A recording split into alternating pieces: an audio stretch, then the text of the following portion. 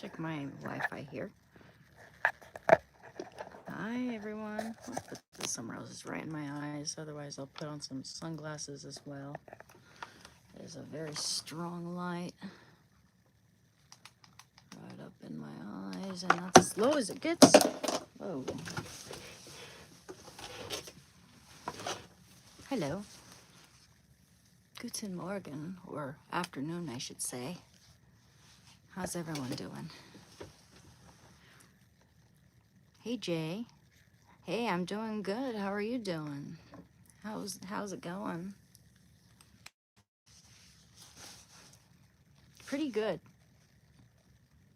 Um, Actually, I just filled the application, finished the application for getting my channel monetized, because I filled out all the requirements, all the prerequisites. And so now I just have to wait for them to respond. I just have to wait to get a letter back from them letting me know if I'm accepted into the YouTube partner program.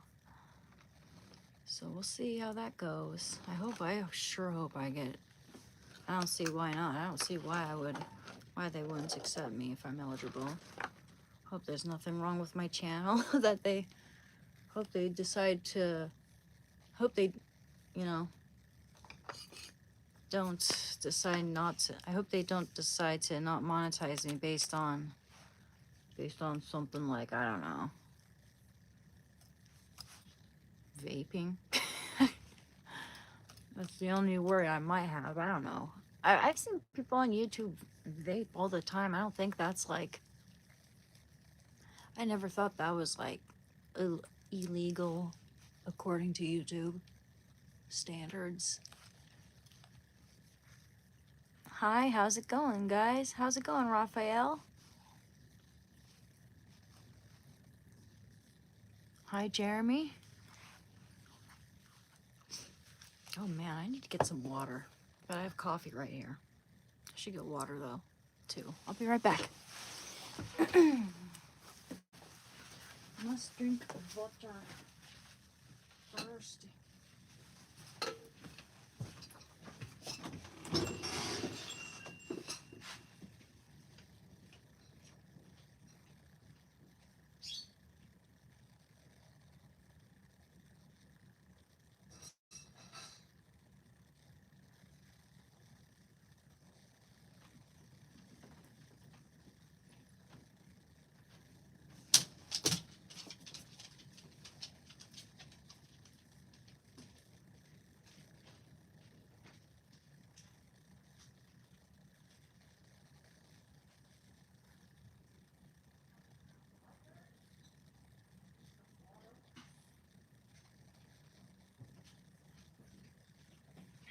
Yeah. So necessary. Shandra, come on in, baby.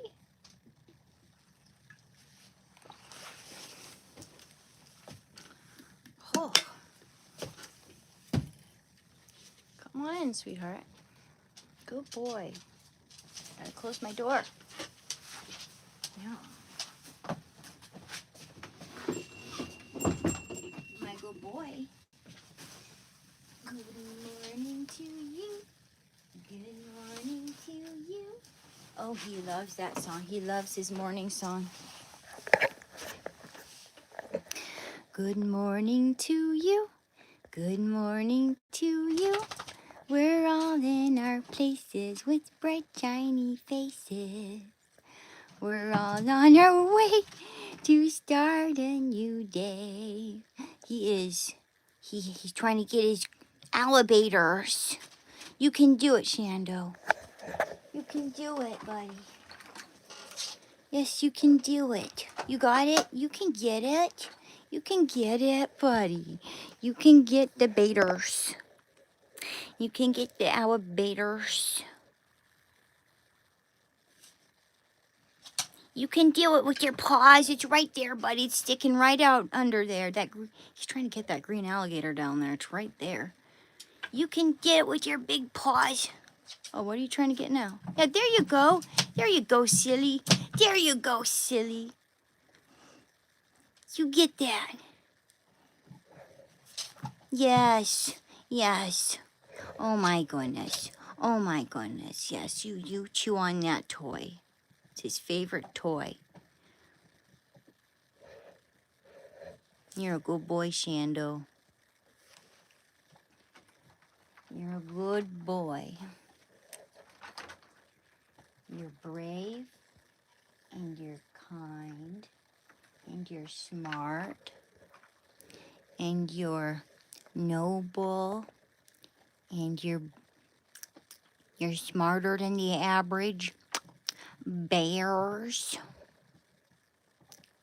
And I bet you could beat an alligators with your mighty paws. 'Cause those alligators are just stupid. They're just stupid. And they have nothing on you. You have the jowls to prove it.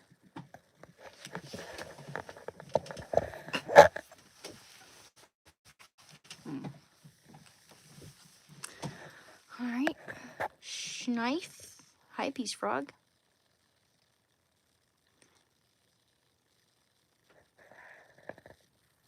Yeah, he's a good boy. Shanda's got a big ass chest.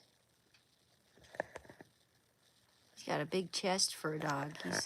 He's just a big tank, you know? I mean, he does, especially under, you know, when he's walking around moving, you can see some rib definition, you know? He's pretty healthy. I feed him like twice a day. He has a propensity to look or, you know, gain weight and look a little overweight. I think it's the Rottweiler in him because Rottweilers can be awfully chunky, right? I mean, you should really, with dogs, you should really watch their weight and make sure that they have an hourglass-ish silhouette, not like a tank, you know? A dog's weight is a big determiner in how long they're gonna live. Rick Grimes? I don't know. I might not even, I should know who Rick Grimes is. I've heard that name before. Let me look that up first before I don't know if I can. Let me see. Rick Grimes. Who is Rick Grimes?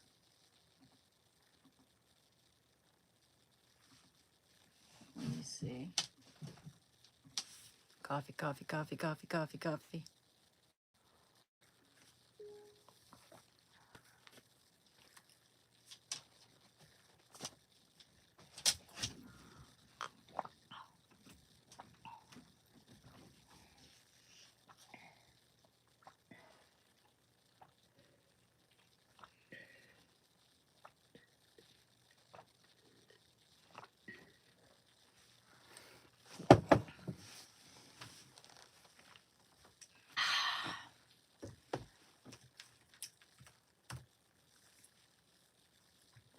I have exorcised the demons. That's what we've done. Okay. Rick Grimes, huh? I'm not sure if I know who that is. I've heard the name. Don't associate the name, though, with any face yet. Rick Grimes, most savage. Oh, it's a character. It's a movie character. Okay. Oh, are you talking about the guy? Is this the guy from The Walking Dead? Is he a character from The Walking Dead? Is that who it is? I've seen that show. I've seen a lot of it, at least. I haven't seen the whole thing, but I've seen a lot of that show. It's a long show. Oh, Walking Dead sheriff. Does that guy have a dimple or something? Is that why they're saying that? Like, if I recall correctly, he might have a dimple on his chin. Maybe not. Yeah, that's weird. I don't think I look like that. That's weird. Oh, guys. I love that coconut hair mask. And that rice face mask makes me feel so refreshed. Let me see here. We're gonna moisturize me. Moisturize me. Okay, how about I'll just use all of that to make some room in my inventory.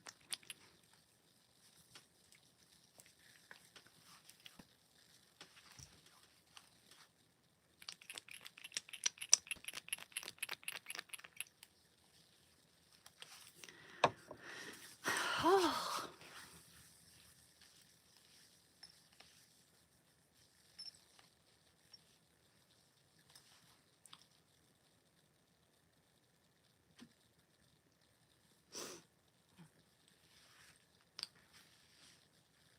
Yeah, I really liked the show Squid Game. Has anyone seen that show here? That's a good show. Hey, Axel Pierce. Oh, hell yeah, I remember you. It's all good. Gosh, can I have this without it shining right in my eye, making me blind? Hello. How goes it? How goes it out, y'alls?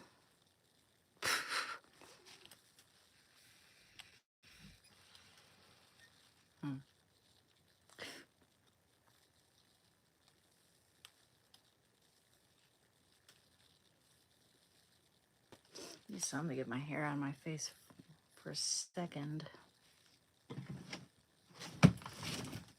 Oh. Oh. Except I'm gonna look like Rosie the Riveter in this outfit and this, and I don't like that. Don't like it. Actually, for Halloween next October, which is gonna be in a long time, but still. I don't know, you know, it's like I intend to be making money by then. I would like to get myself an actual full-blown costume.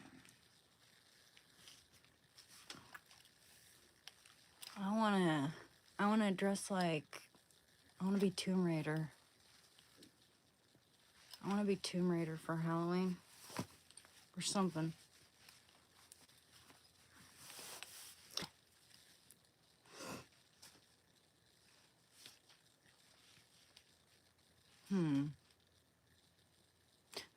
If I were to dress up for as any character for Halloween, cosplay or anything, what do you think I should dress up as? Because I was thinking about starting cosplaying. That'd be really fun. I'd have a lot of fun with that. Could make little TikTok skits with my little characters. Make up little stories. Yeah. Huh. I love this stuff.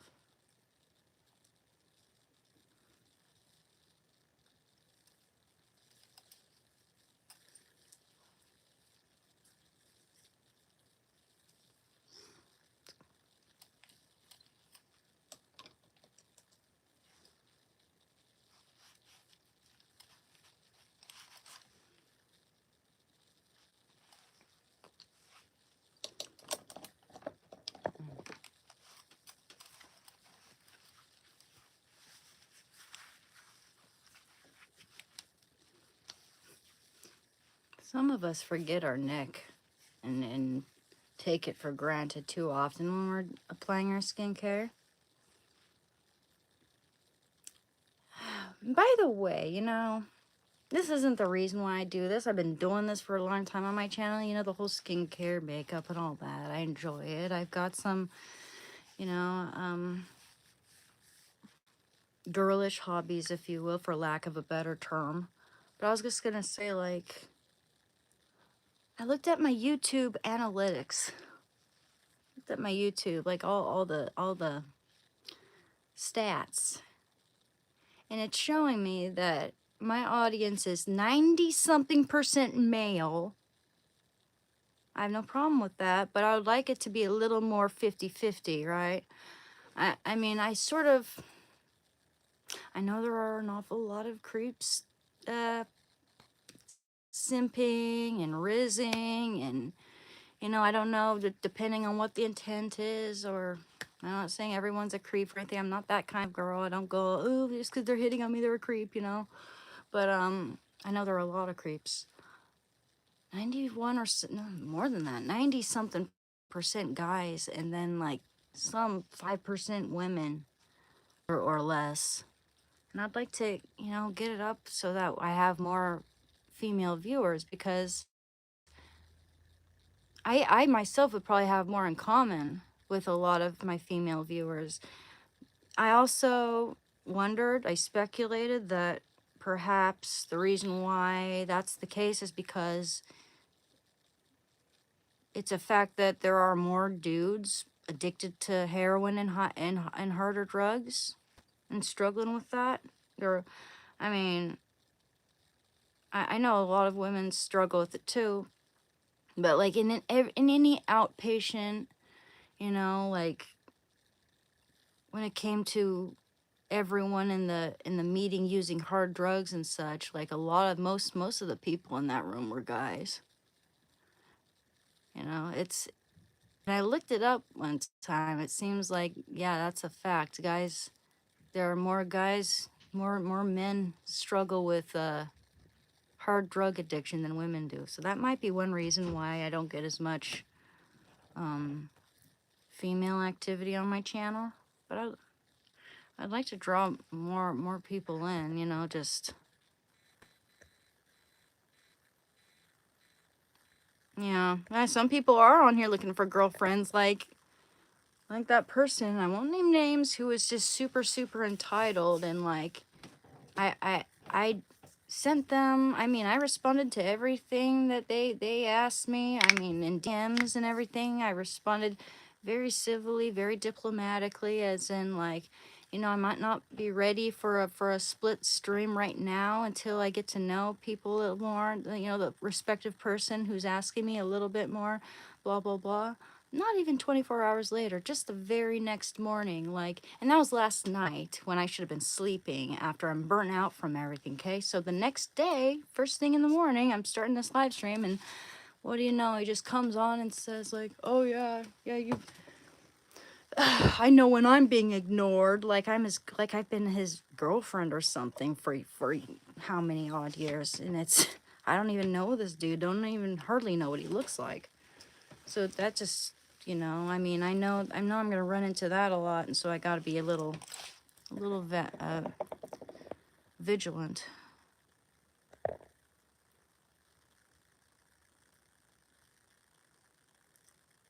Yeah, I'd love to be Laura Croft for Halloween. And I have nothing against being compared to Sarah Connor. I've never gotten that before growing up, and I think she's really pretty. So I take that as a compliment. You know, I'm not from the South, American Patriot. I don't know if some of it's like rubbed off of me from being around certain people, but my mom's from Kentucky, and I've got a lot of Southern roots, and yeah, sometimes I just sort of play with my voice. That's not actually my accent. I don't have an accent or anything. You know, sometimes it's like I'll start talking in a like British accent just to be funny, and then like it'll sort of linger a little bit, you know. It's just silly. It's just silly, but I'm not Southern. But I am proud of my Southern roots. There's nothing wrong with my Southern roots. Not whatsoever. Nothing whatsoever. I remember when I was younger, I used to be actually kind of ashamed of it, of being, you know, because, you know, people in Oregon, when I went to college, they were just super mean and snobby towards people from the South, you know, just bringing up in all the stereotypes, and especially Texas and Kentucky and Alabama and places like that. It's like, oh yeah, that's where all the incest happens. Like that's like what everyone there does because they're conservative. You know, like, oh boy, we hate them because they're conservative, and because they believe that this is a nation under God. You know, it's like, okay. Okay, yeah, I know why they hate the South. I know why they hate the South. Because it's red, not blue. But yeah, if you leaned anywhere near that, you know, even if you, I mean, I had an art teacher who really tried to gauge my history in a way just so she could try to find ammunition to mock me.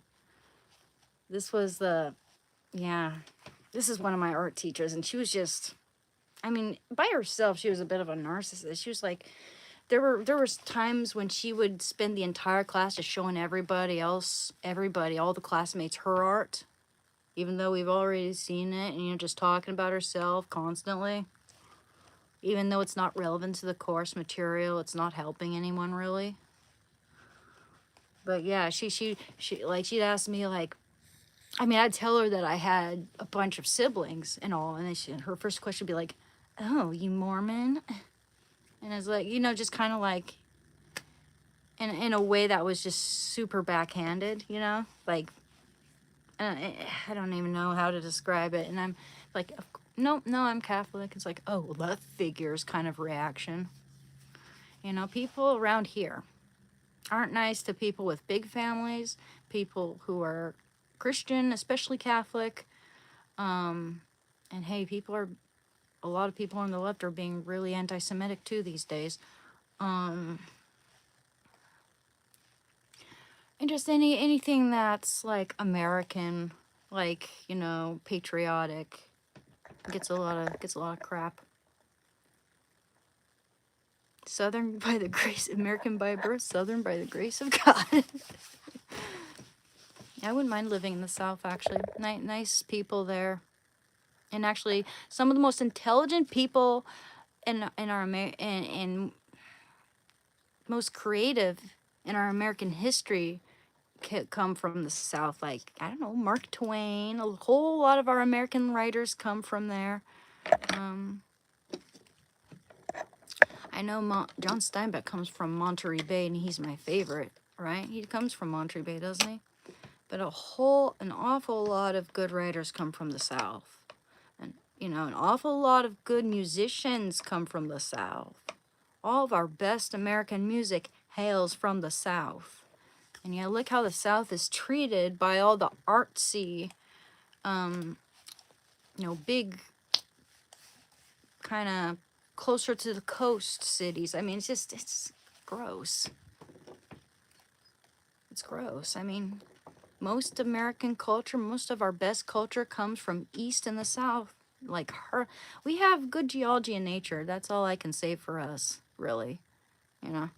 Even our art scene isn't all that, even though it pretends to be. Oregon pretends to have a good art scene, or I should say Portland pretends to have a good art scene, but it's not all that impressive. And the Portland Art Museum, they barely ever rotate their work.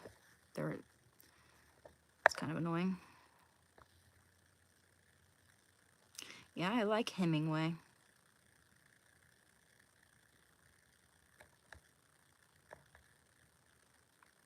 Well, yeah, because people associate Southerners with Baptists, right? Like, it's like stereotype.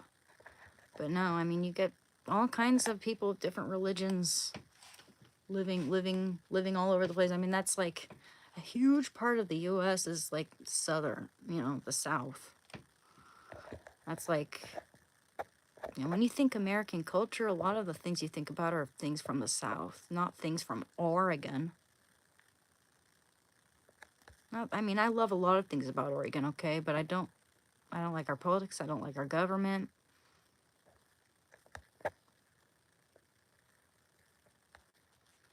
Oh, it's okay. Person who said, sorry about your experience from the other guy. It's okay. You know what?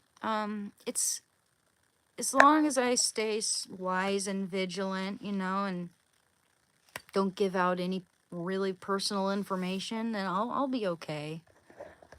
If anything, I'll learn. I'll learn to not be too damn nice to people, because it's like sometimes I'm too scared of hurting people's feelings, and that can put a person in danger, actually, of being taken advantage of in these situations. Skincare relaxes me. It relaxes me, my friend. Did I even... I think I did just use that. I'll apply a little bit more, actually. It's propolis. I love this stuff because it's like the propolis that it that it brags is the first ingredient. And usually, yeah, very first ingredient, propolis extract. Oftentimes, like, they'll advertise a product as being like, I don't know, gold face mask, and then it's like the last ingredient on the whole bottle.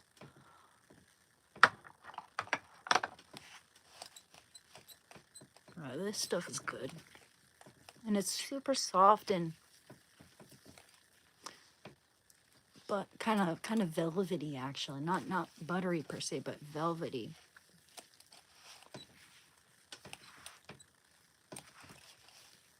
Thanks, guys. Yes, please like and subscribe, and I appreciate the promotion. Also, if any of my moderators happen to be here, particularly, well, I'll just say it in general, and you know who you are, okay? Please don't do anything about the trolls, okay? Don't block them, don't delete them, don't cancel them, don't do anything, please. I can handle it when it's when I have this amount of viewership. I do not need for anyone to, you know, cancel any of the engagement. I need the engagement. My channel needs it. It is, my channel's brand new. If you are going to continue to start just deleting messages from people, even trolls, left and right, without my consent, just because I made you a moderator a little while ago, and you know that I told you not to do anything about it until I say I need the help, till I say I can't control it, then I'm gonna you know, delete your status as as one of my moderators, because it shows me that you're more interested in being in control of my channel, and that you're jealous of the other moderators. And you know, we could go further. You know, it's like it shows some level of insecurity when someone is so desperate to delete every comment before anyone, you know, gets a chance to evaluate it. It's like, it's controlling. It reads as controlling to me. And so, yeah, I shouldn't have to elaborate any further. I've mentioned this a few times in my other live streams, but apparently someone is blocking people left and right. And yeah, that creates a lot of work for me, because I have to go to YouTube Studio, and I'm sort of new to this. I don't know exactly where it is, but I have to go find like all the people that have been like canceled or deleted or blocked, whatever, and evaluate it and bring them back, because I need the engagement, okay? I'm not scared of the trolls. I'm not scared of the trolls. I can handle it. I can handle it. And I might comment on it from time to time. That doesn't mean I can't handle it. You know? I only comment on it from time to time because it's a bit of a distraction, but I'm always able to revert back to what's important, you know? Sometimes I just go through the motion, like just sort of like trying to find all the important messages, and as I'm going through them, you know, sometimes inevitably there's a bunch of trolls. It's like water under the bridge for me, man. It's not that important.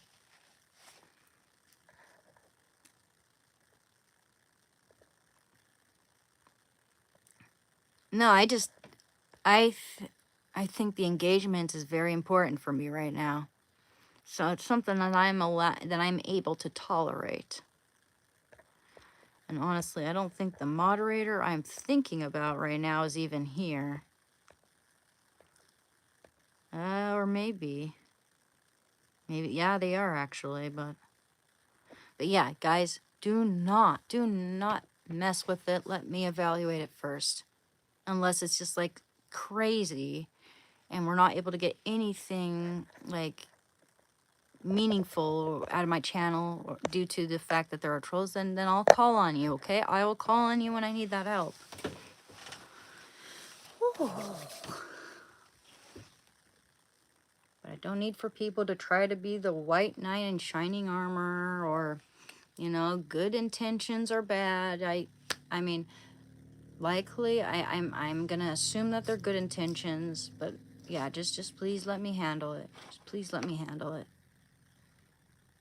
I'm gonna give you another chance, but if I keep seeing this go on where like people constantly trolls everywhere, it's anybody who's spamming, like I kind of need the spam right now, guys.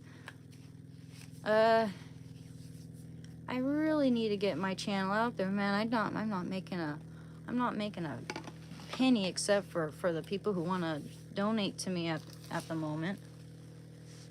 But yeah, actually, speaking of which, my channel is eligible for monetization. I filled out that application, and they're gonna let me know if they've accepted me within about 24 hours. They say it usually takes less than a day for them to evaluate it. So we'll see. In the meantime, I should, and also later, I'm gonna start another live stream. I'm gonna work on my drawing or my painting. I might start painting something else. I don't know, or I might work on that portrait of Shando and me. But I didn't like how that turned out. It was more like just a quick, loose sort of practice sketch, but I wasn't as serious about it. And honestly, I should not waste that paper. I think I will paint it.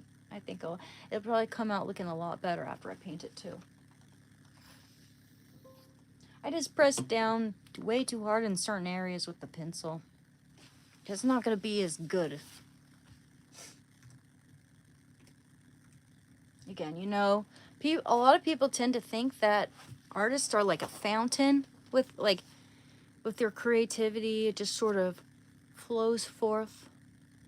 And now, while I believe that there are God-given talents and that, God gave me a zest for painting. He gave me a love for painting. And that prompted me to constantly paint. And that brings about practice. It's really the practice that brings along the ability to make art. Just constantly doing it because you love it. But if you don't love it, it's never going to be sustainable. You're never going to keep going. In fact, it's very similar to marriages, to being married.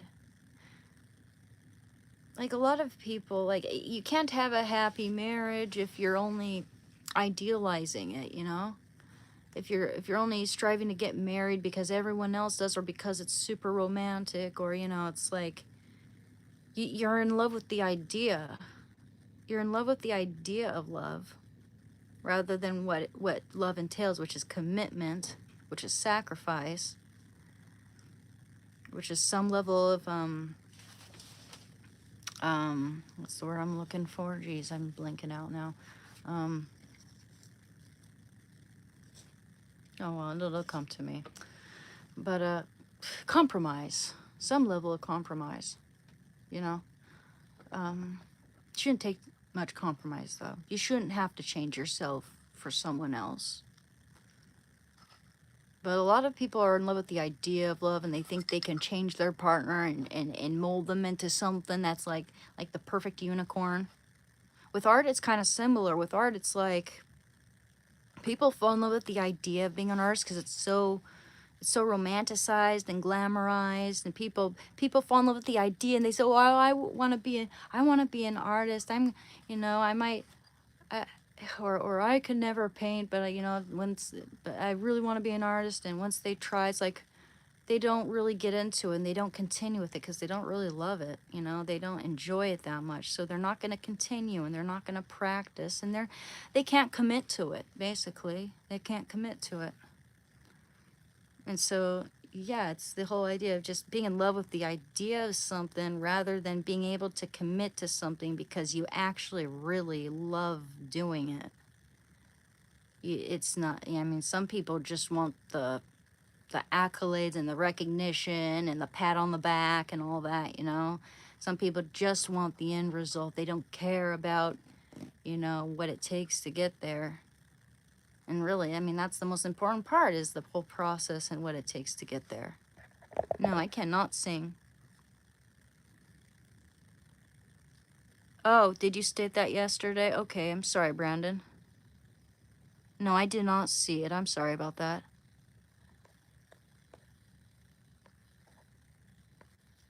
I mean, I just wanted to say, like, you don't really have to do anything about the trolls is all, you know, and unless I say you can, and I don't have anything against you being my mod, as long as, you know, we take it easy and we don't start deleting everyone left and right. Yes, I've been recovering from heroin for almost 3 years now.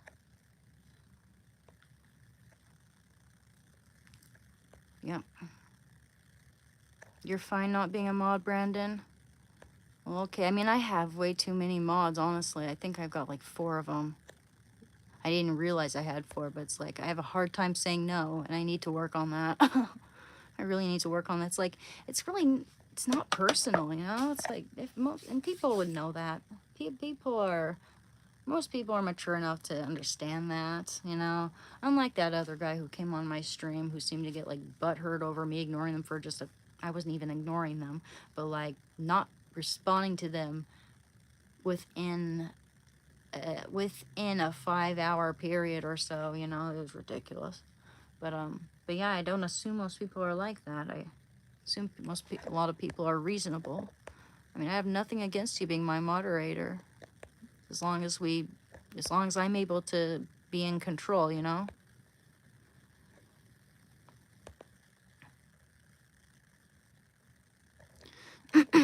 But I'll probably make it so you're not my moderator right now, because it is a little bit chaotic. Okay, no hard feelings, okay? I don't want anyone to take that, I don't want you to take that the wrong way, my friend.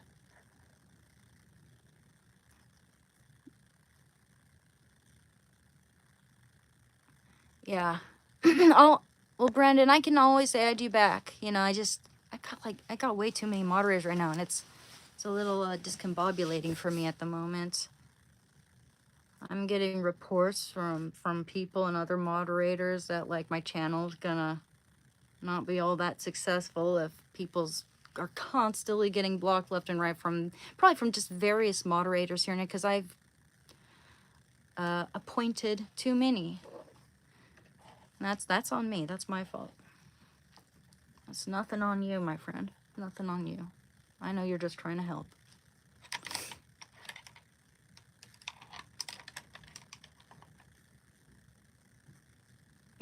Hey.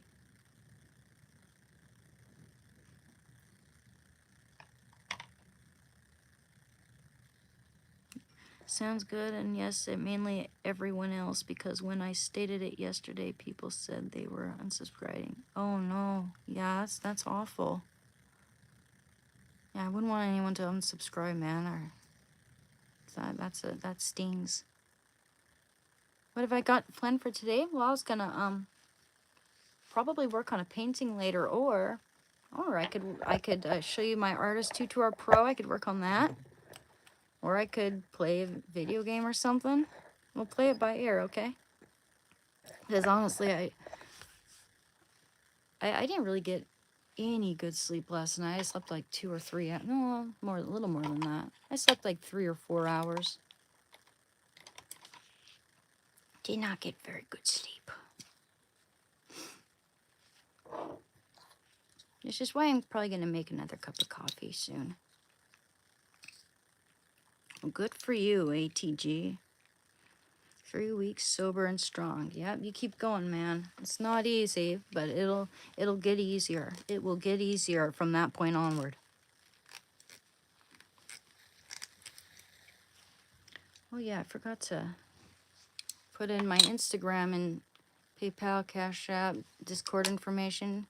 Just so you know, I'm always accepting commissions, guys. I'd love to show you some of my art as well.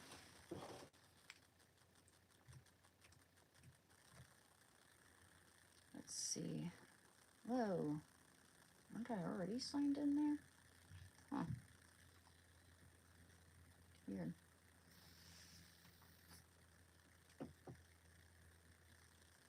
Looks like I gotta scan this QR code. One sec. I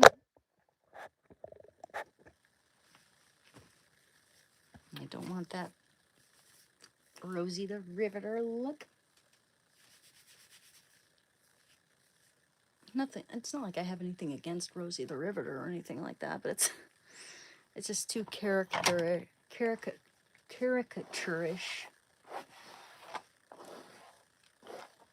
Oh man, I'm gonna have to fix those bangs too.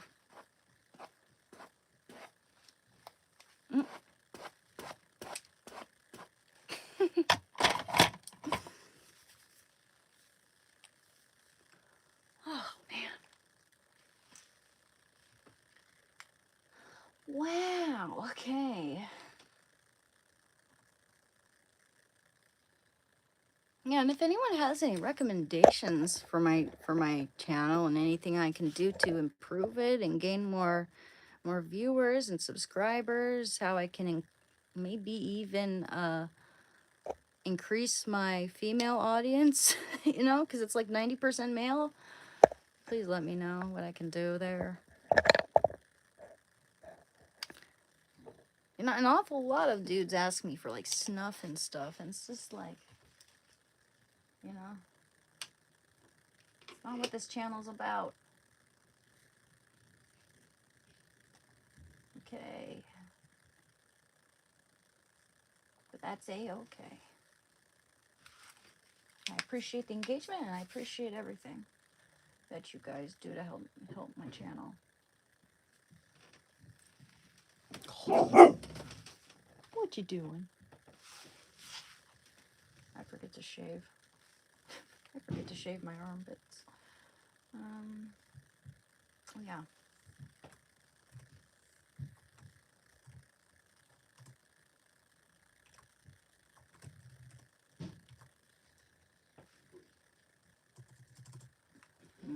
I appreciate any help, guys, but don't worry if you can't. That's A-okay. That would be $sign Shandova Dog. And then what else? Instagram. So, and Katrina art. Oh, great. I don't memorize sequences of numbers that easily. Be right back. 73. 13473. 13473. 13473. 13473. 13473. 13473. There we go. Okay, that's my Discord. And I will pin that. Okay. No big deal if you're unable to, you know, donate or anything like that. That's not a big deal at all. It's more important to me that you're here, enjoying my content and helping the, you know, algorithm and the viewer count and all that. It's very, very helpful.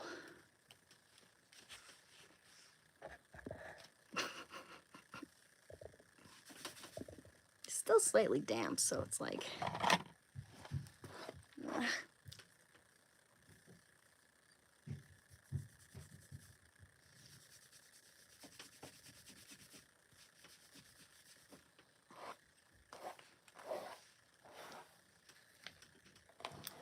I mean, it's getting to the point where it's like when I realize that one of my viewers is a girl like me, I'm just like, oh, that's a pleasant surprise.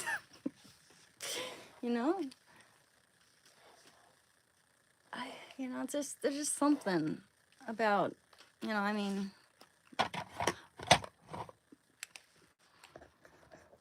bonding, that sort of bond that we girls have, that sisterhood.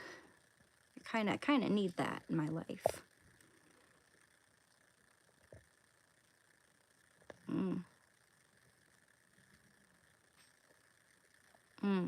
For sure. Thank you, Brandon.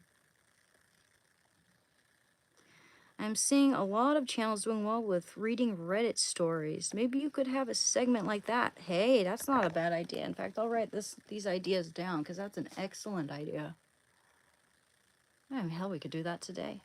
And I thought that, you know, the Bible reading was really good too. By the Bible study sort of deal we have going on.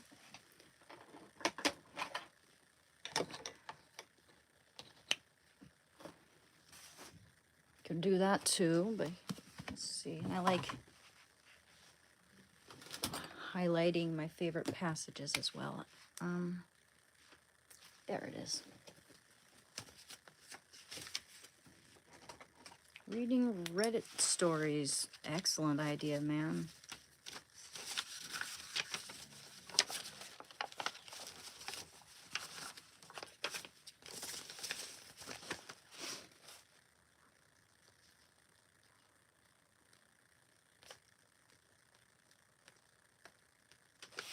Reddit stories.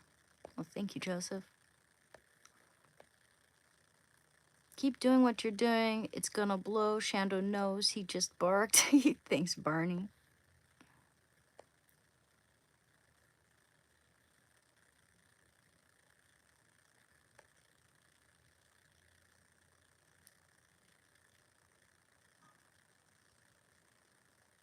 Well, thanks, Rich, but really, does my natural, very, very fine and very minimal body hair really bother people that much, or is it because 90% of my audience are dudes? And a lot of dudes seem to freak out when we're not, like, hairless unicorns. It's kind of weird. And I'm not even feminist, guys. I'm not. But it's kind of annoying how people freak out over my arm hair just because I forgot to shave my underarms. But yeah, I'll probably do that tomorrow. Probably do that tomorrow because, you know, it is distracting.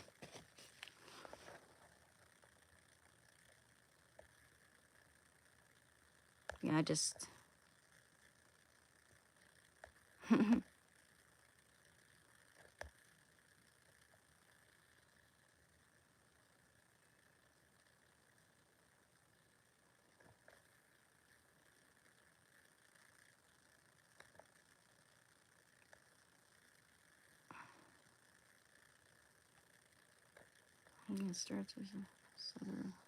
Sounds good, and yes, mainly... Okay, yeah, I already read that.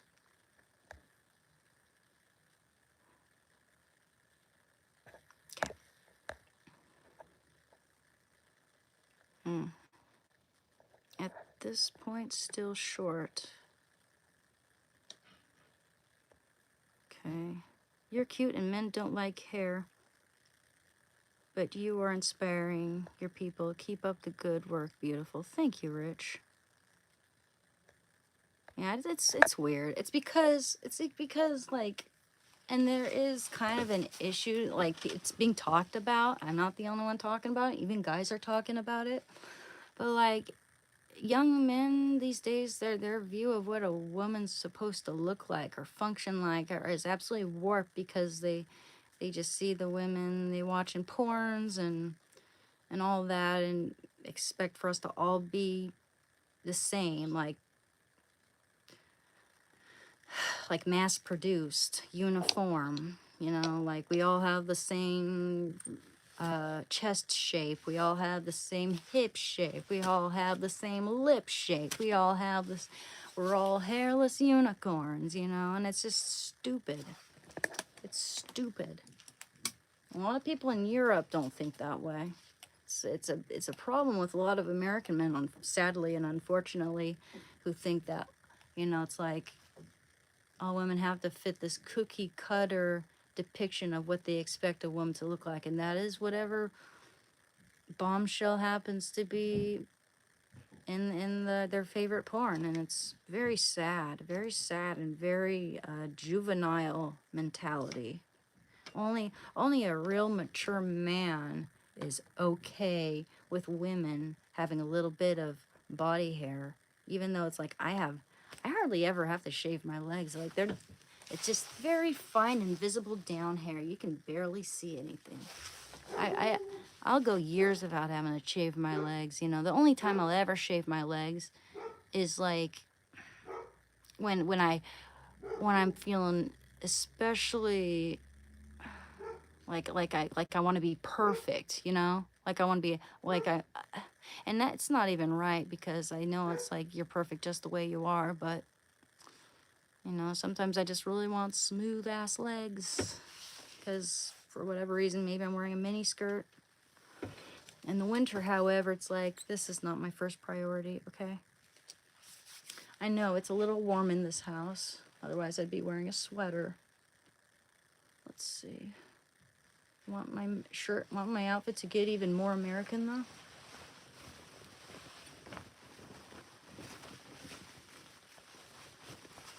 There you go.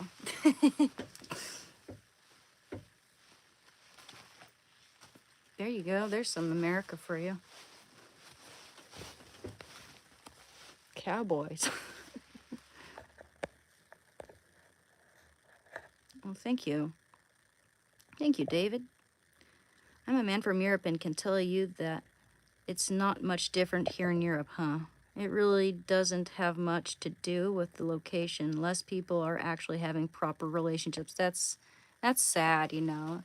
And that's like guys without proper relationships will turn to porn and they will start thinking that that's what all women should look like. They should all have the utmost perkiest of tatas, even though women come in so many different shapes and sizes. And in fact, most women are lopsided. Most women are uneven. Most women have one smaller one than the other. Most women are just a little bit too far apart. Well, you know, it's like they need to investigate reality. They need to go on a quest to find, to get with the program that is reality. Otherwise, they're always going to be single. It's super unbecoming for guys to expect women to eat like shit rainbows and piss glitter. You know, it's super unflattering. Imagine what it would be like if like women just decided to never ever ever date anyone unless they looked exactly like Spartacus or Henry Cavill, you know, or a gladiator. You know, imagine how lonely and like this, imagine how lost a lot of men would feel feeling like they have to be perfect, you know? That's how a lot of us girls feel. But, you know, I also know that like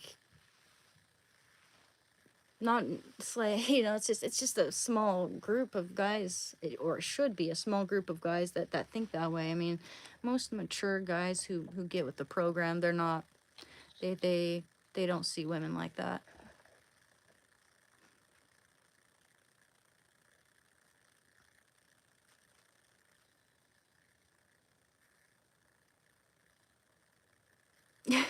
What? Because their bras lift them up into in sort of, you know, you don't usually see the real chest shape or whatever because women wear bras, and so and that just sort of lifts it up into, you know, the shape that anyone desires. But like a lot of women can't go braless because like their bras sometimes is like, even though they're small, they're shaped like cucumbers and they just sag like that, you know. And so it's like you gotta wear a bra because otherwise it's just like boing a boing a boing a boing a boing a boing when you're going down the stairs, and no one wants that.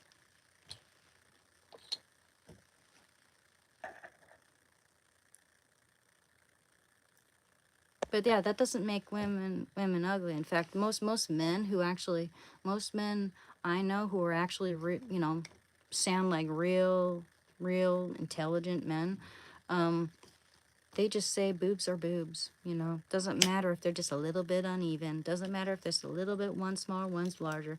You know, boobs are boobs. They're just fun, you know, fun bags. That's all. It's only very immature, like 12-year-old tier guys who think that, you know, we all have to look like porn stars. You know, not all guys think that way. It seems to be a bigger problem than it used to be.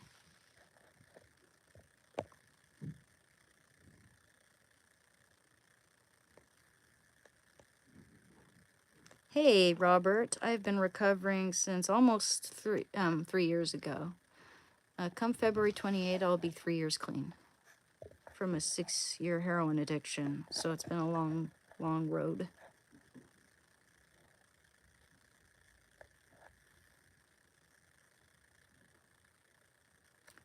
Jeremy, I'm a girl. Always happen.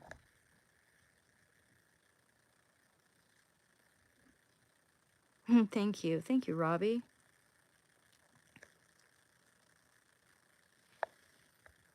He said, "Anne, my friend, hope you're doing well. Hang in there, love. Your dog is a sweetheart." Thank you very much for that. What women have... Okay. So someone here considers women who are just a little, not manufactured by the porn industry. I guess all those women who aren't manufactured by the porn industry are all women who have slightly uneven tatas. I guess they're all just 2s on the 1 to 10 scale, and I just hate that 1 to 10 scale that someone in this world has invented, and it's just super, super dehumanizing. Let's not be dehumanizing, yeah? Spum. Wow, you started in 1991, stopped in 2020. Good for you, dog. God, I can't even imagine being addicted for that long and then quitting. That is like that's almost my whole lifetime there, dude. I mean, I know it's been like 6 years since 2020, which in and of itself is a trip. But like 1991, that's when I was born, dude. I was born in 1991. I'm on Matt and now get monthly takeouts. I was on H for years, been locked up, lost it all, and now business owner helping folks. You see, we can bounce back. It takes time. It's not like bounce, it'll take time, but it's worth it. It's absolutely worth it. And when you take into account the rest of your life, would you rather quit heroin and take back your life, your whole life ahead of you? Or would you rather just stay a heroin addict and basically wallow in that misery until you croak, until it takes you eventually? It will.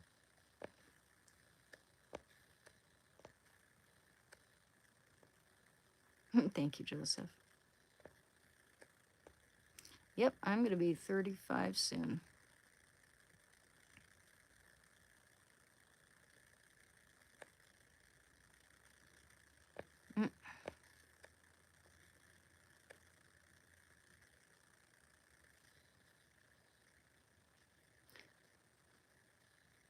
Yeah.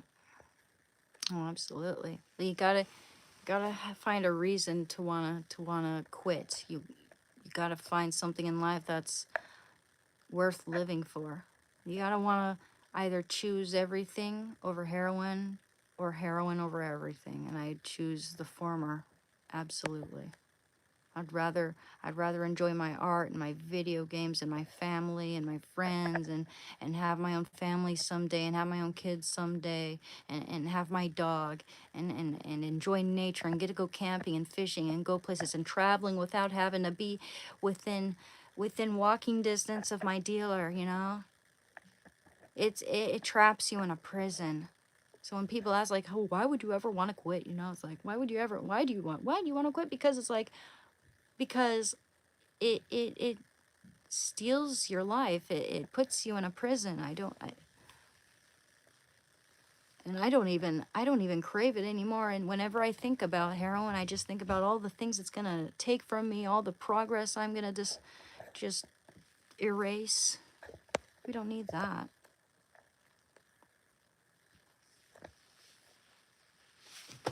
Oh yeah, cracked my back. Oh yeah, that felt good.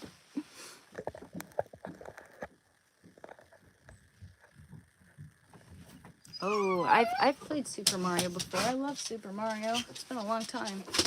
I don't have that game. Okay, baby. You wanna go out?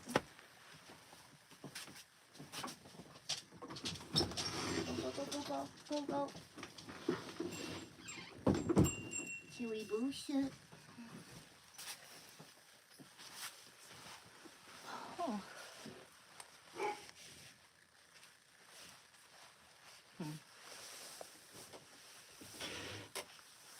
I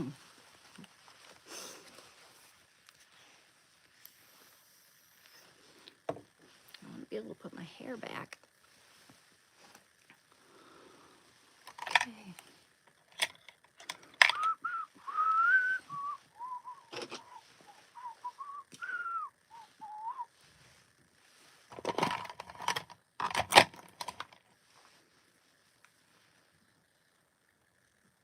That's very, very light makeup for me.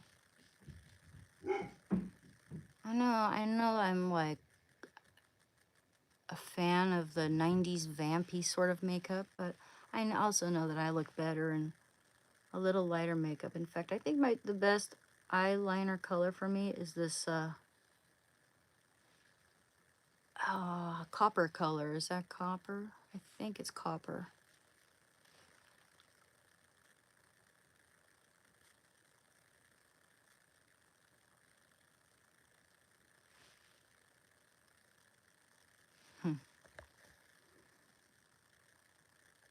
I've never done heroin because I was fortunate enough to see the effect it has on people as a kid. Unfortunately, everyone drinks in my country. Yeah. Oh, there are absolutely some countries where drinking is like cultural, you know? Like people treat you like you're missing out, or like there's something, like you're sick, or like there's something wrong with you if you're not drinking, you know? And that it's like people need to understand that drinking's not for everyone. It can break up families, it can kill, the withdrawal can kill, unlike with heroin. Even though heroin is way more painful physically, I've suffered with alcohol withdrawal syndrome, and it for me it was worse than the heroin. Even though it was less painful, it was terrifying. For one thing, I didn't even know it was alcohol withdrawal I was dealing with when my motor functions and my jaw glitching all over the place was failing me and everything. I had no idea that's what I was dealing with. I thought I was dying when I took myself to the doctor. I couldn't even hold a pen, you know.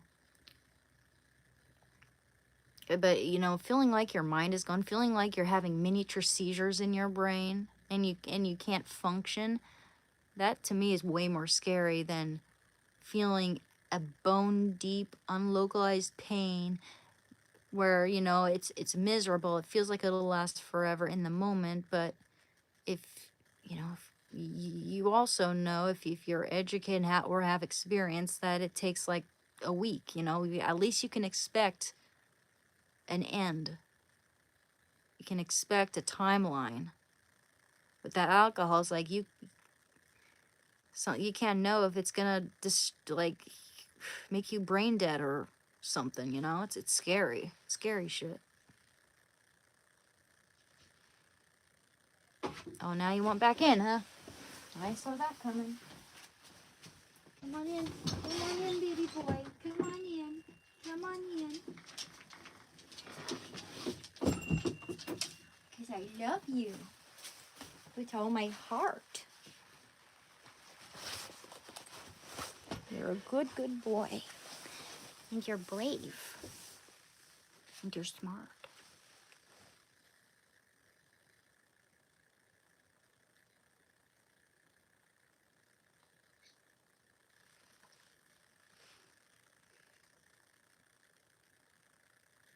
What you doing, kiddo?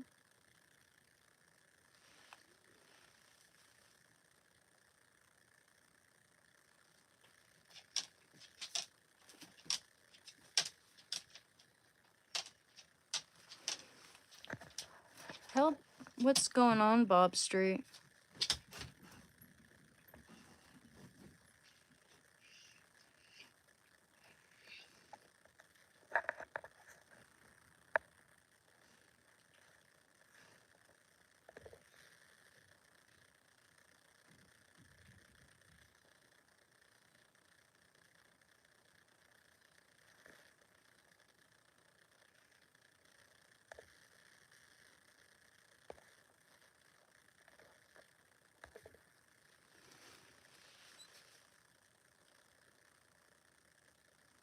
I just, you see, I just handled that guy who said he was gonna score an 8 ball. I just handled that guy.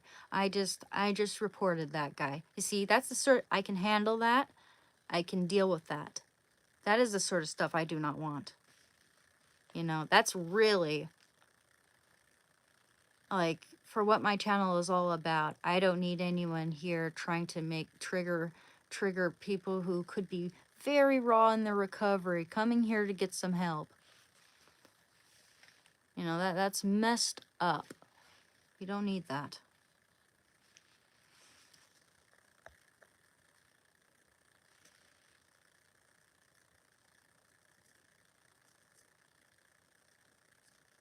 Yeah. Well, it sure makes one a very boring person when it becomes the only thing you live for, heroin. And it isolates you. Makes you lose everything eventually. Eventually, your only so-called friends will be the other people using around you. And those aren't your real friends. Those are not your real friends. I don't care how attached you are. I used to have friends like that too. And it was hard for me because some of them were nice to me. But they're nice to you because they want your money.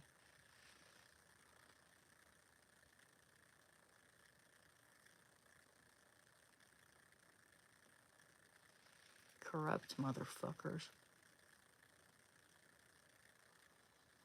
Like that one dealer I got a hit from, and I OD'd in the bathroom moments later, like had to wake up in an ambulance, and I was told by the bartender, who happened to be my friend, who had saved my life that day.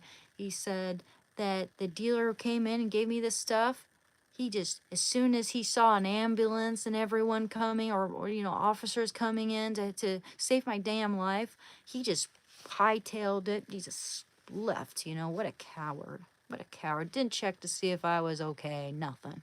Because he didn't care. He didn't want to go to prison. He didn't care if I died.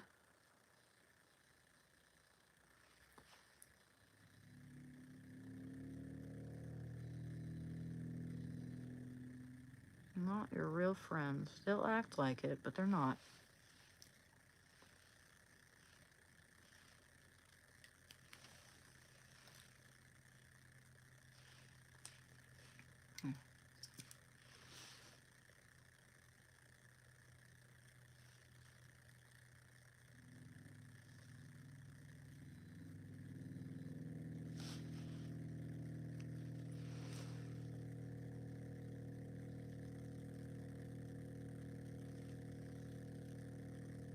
Yeah, let's try reading a Reddit post, guys. Let's try doing that in a minute. Not a minute, but you know what I mean.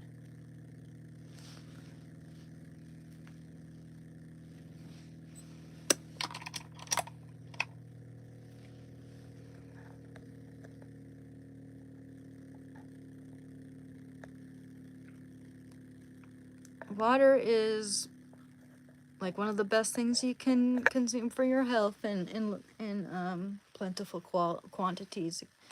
Just, you don't want to drink too much water, but it's like most of us don't get enough water. It's rare to get too much water, I think.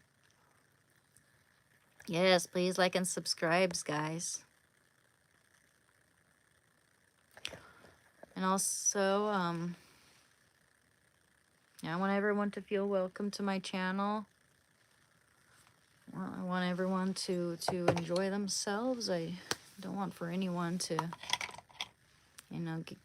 get butthurt over anything.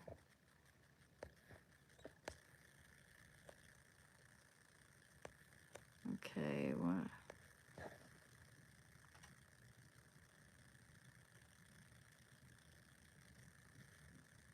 Why don't you visit me? When I was sobered up, I was chugging pints of water out of the habit of chugging pints. Yeah. Well, that hand-to-mouth motion, it's like, that's why I vape, is because I have a hard time letting go of that when I was smoking cigarettes. I was a pretty heavy cigarette smoker for a little while, especially when I was a heroin addict. Some reason the heroin or the opioids make cigarettes taste better, but it makes it say like all my money went to cigarettes and heroin at one point in time, all of it. And I was able to pay my rent for a little while too, actually, surprisingly. But that was it. There was no money for anything else. Just imagining how much I would have been able to save up if I wasn't addicted to those drugs. Where I'd be right now. But it's too late for that. Now all I can do is strive for a better future, try to better myself, and try to help other people to do the same.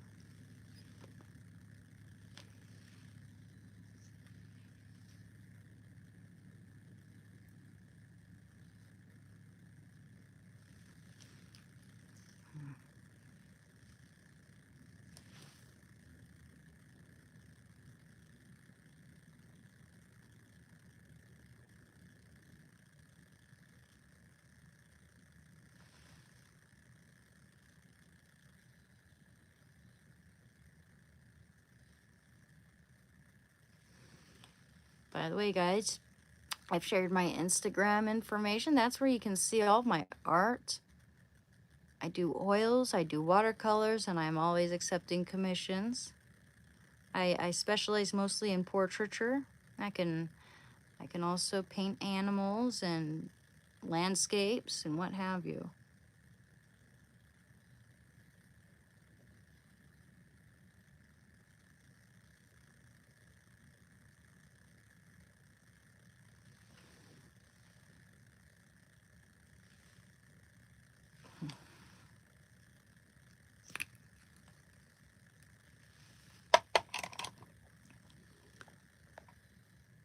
Vape was made by a Chinese guy to make smoking safer. Yeah. I mean, they're trying to say now that it causes popcorn lung and that it could be just as unhealthy. I mean, of course, it's much, much, much newer than cigarettes.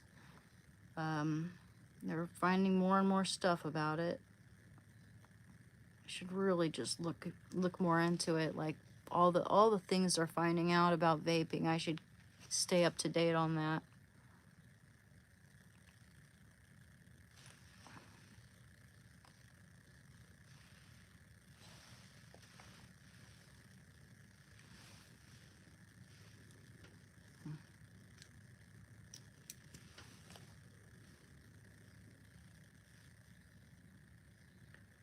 Oh yeah. Oh yeah.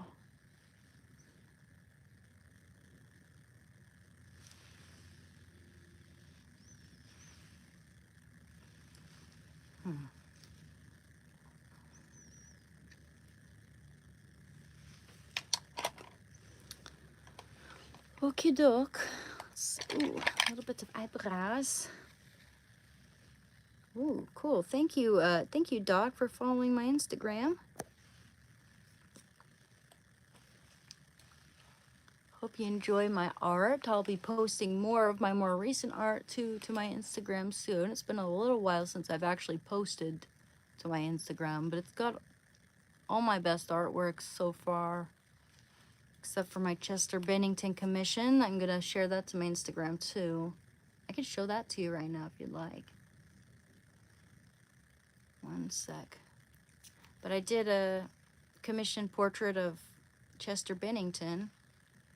Just have to find the appropriate box to ship it in. Got the bubble wrap, got everything else for it. But yeah, if anyone would like to commission me, that would be so much appreciated. If not, that's a-okay. Just so you know, if I'm to sell a watercolor portrait, it usually goes from like $200 or more, depending.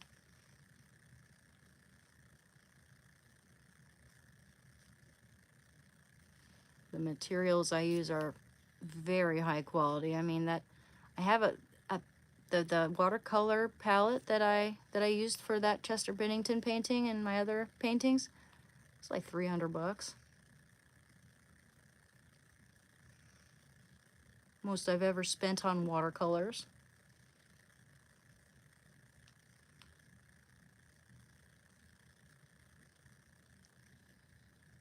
And that was when I lived with, that's when I was taking care of my grandma. That's when I lived with my grandma. I happened to be, you know, working and have a little money. But let me show you. Let me show you Chester.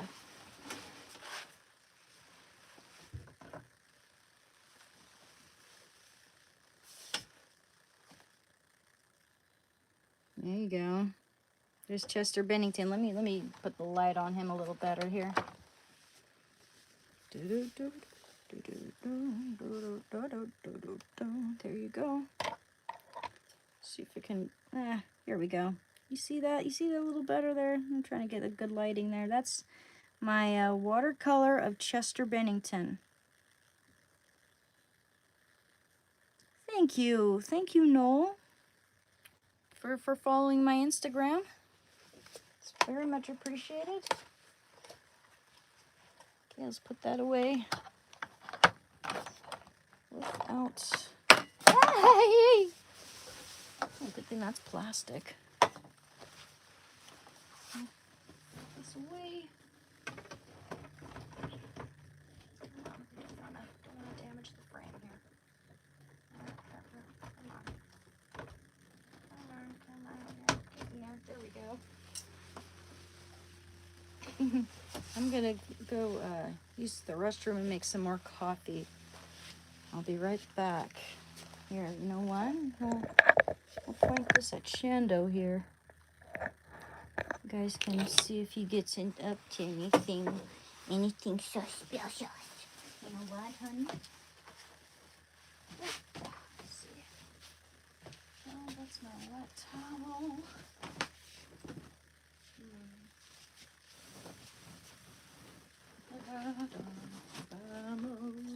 Ba-ba-ba-bum. Ba-ba-ba-bum. Ba-ba-ba-bum. Ba-ba-ba-bum. Ba-ba-ba-bum. Ba-ba-ba-bum. Ba-ba-ba-bum. Ba-ba-ba-bum. Ba-ba-ba-bum. Ba-ba-ba-bum. I love him.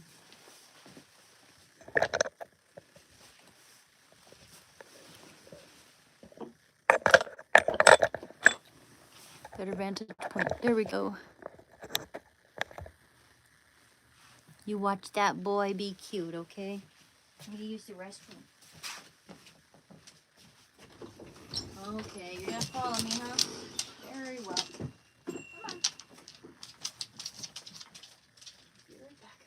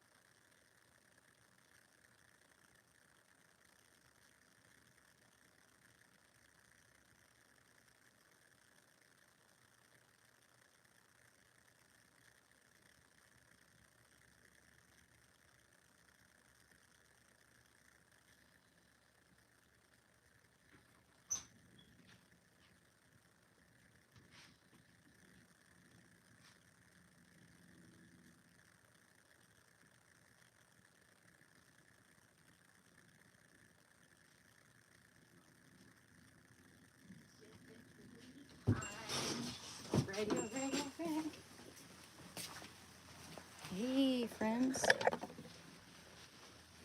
Okay.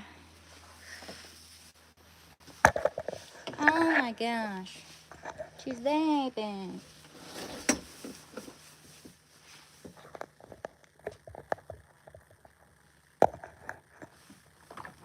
So how goes it, everyone? Thank you for subscribing.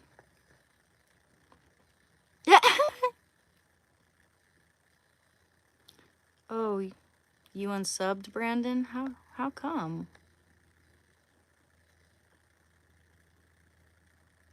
Someone got her. Why'd you get her feelings, man?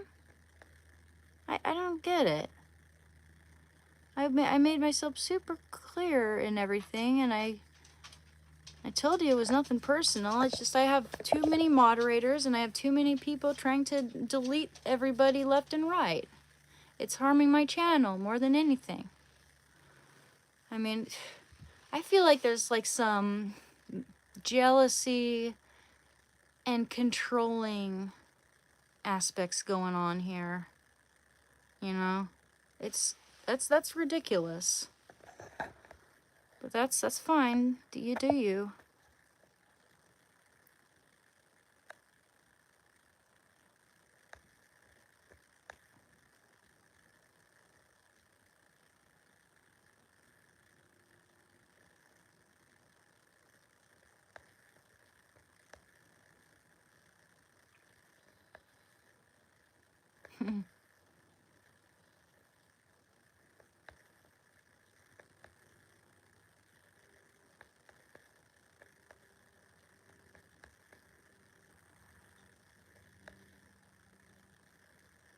No, I don't have any Russian in me. I've got some. I've got a lot of Welsh, English, Scottish, and Danish.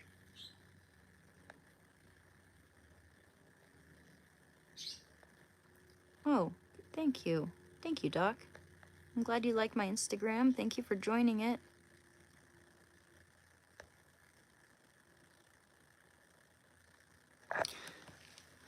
That's sad, man. I mean, it seemed like Brandon was doing okay with, he even told me that he didn't even mind not being my moderator anymore, and that told him not to take it personally.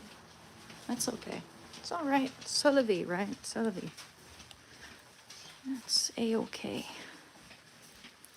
Let's get some coffee.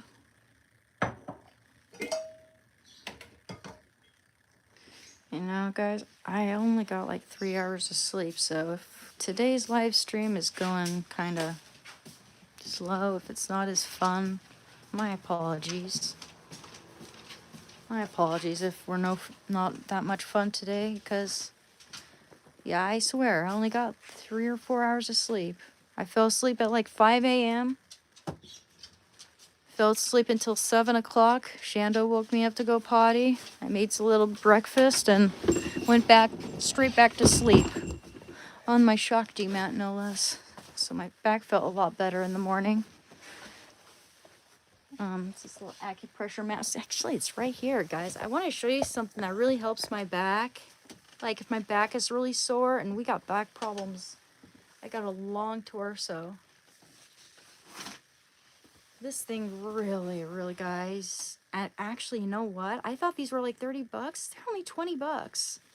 And this is the best, and this is the best thing I've ever bought for my back, for feeling good, for like the best. I love this thing so much. And when I start getting a job and making some money or getting monetized, whatever, that's what I'm getting people for Christmas. It's the perfect price for a Christmas present for someone who's not like Daddy Warbucks, and it's really helpful. I'm not like advertising that. I'm not making my ad, otherwise I'd show you the brand, right? I don't show you the brand because I don't think I'm allowed to do that. But I'm not like eligible for showing ads and all that stuff. It's called a Shakti mat, Aragorn. Thank you, Ahmad. I'm glad you like my profile pic. Hey, I'm doing good, Trevor. I'm doing good.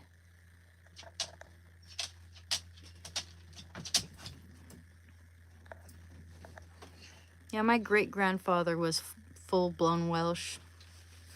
So my dad's got like a quarter Welsh in him.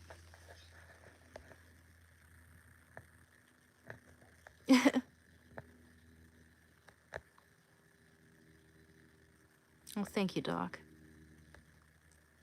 Yeah, you know, Brandon, you're I don't think he's here, but he's welcome back anytime. There's never been any hard feelings.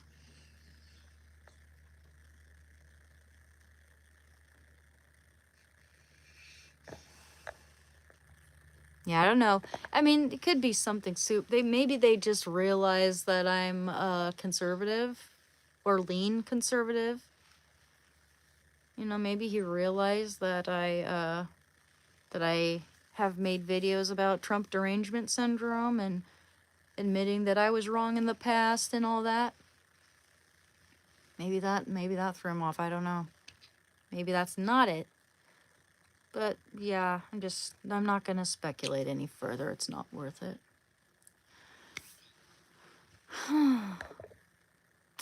If I look lost, it's probably because I'm very sleep deprived today. My bad. But you know, guys, I still have an obligation to you guys. I feel tremendous guilt if I even miss coming here at 11 a.m.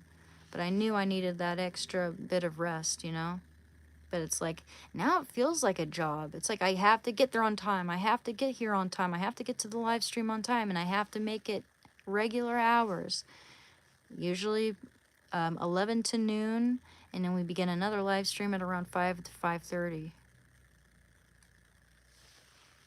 I'm going to keep going with this live stream here for a little while. And then, you know, I might get a little bit of rest. We'll see. Like a little Shando, but you know, it might behoove me actually to try to stay awake so that I won't need to, you know, so I will be able to sleep later, so I won't need to smoke weed or something to get myself to fall asleep, you know?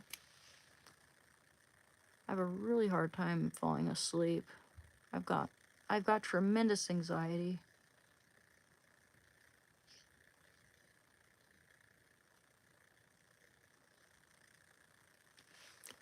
Sure, some of you guys can relate because it's a very common condition with us addicts, the anxiety.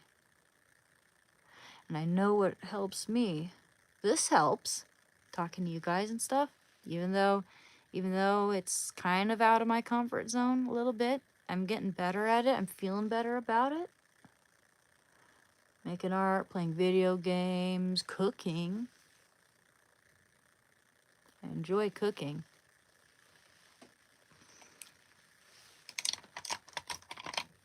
Vitamin B1 is good for insomnia. So is magnesium. Oh, I knew that one. I probably need more potassium and magnesium in my diet. Gotta have some magnesium somewhere around here. And if we don't, I'll see if I can get some.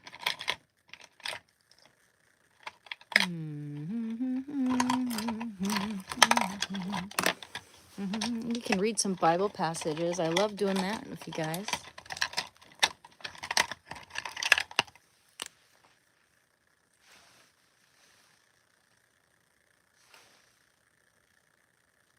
A little bit of blursh.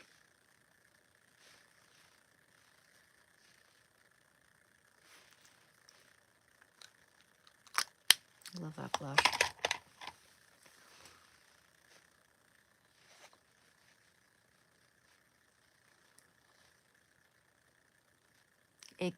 Age, height, weight, location, body count. Some of those questions are a little too personal, my friend. I'm gonna be 35 come February 26th. I'm 5'7". I weigh too little. I'm like around 105 pounds.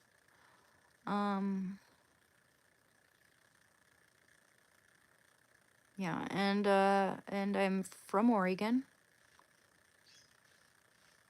And I'm not gonna tell you my body count. I don't know what I mean, you're probably referring to like who I've been in bed with, but I'm not gonna tell you that.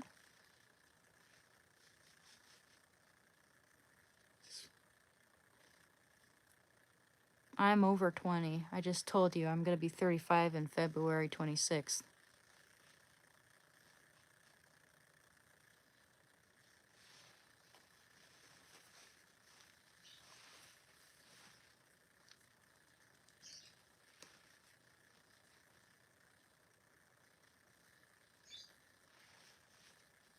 Hello, hello, hello.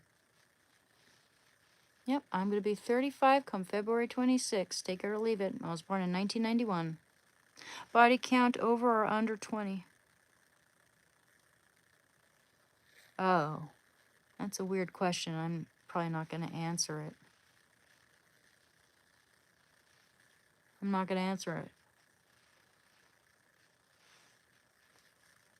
I'm not gonna tell you who I've been with, or how many people I've been with. Not that many. I'm actually quite shy about that sort of thing. Dating makes me super nervous. And considering, like, oftentimes I get catfished, and, like, if I try online dating, I almost always get catfished. And by someone super desperate. I have really bad luck with those things. Yeah, the lower the number, the better. Absolutely. Absolutely. Yeah. Yeah, sleeping around with everyone just makes you super vulnerable. Vulnerable to blackmail, vulnerable to stalkers, vulnerable to someone losing it by attacking you or whatever. It's like you don't want too many I don't know what to call it, like burnt bridges loosened. You don't want too many people knowing your information and all that shit. People you're not going to spend the rest of your life with. You never know if one of those people is going to be a total psycho, So that's why I'm selective. I'm selective because there are good people in this world and there are bad people in this world. Doesn't matter what their gender is. Just because I don't have a boyfriend now does not mean I'm like a cat lady man hater. I'm not even a cat person. I'm a dog person. And anyone who dates me has to also be a dog person.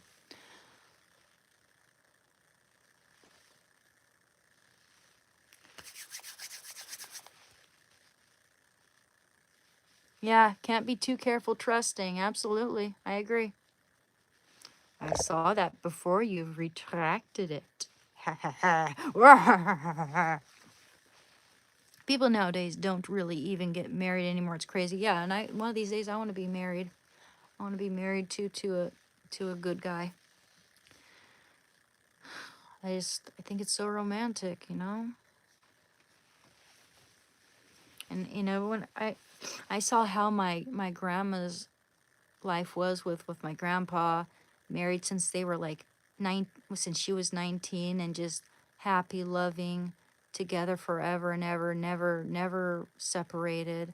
That's the kind of life I want. A life like the way like my grandma had it. Always having the family over during the holidays.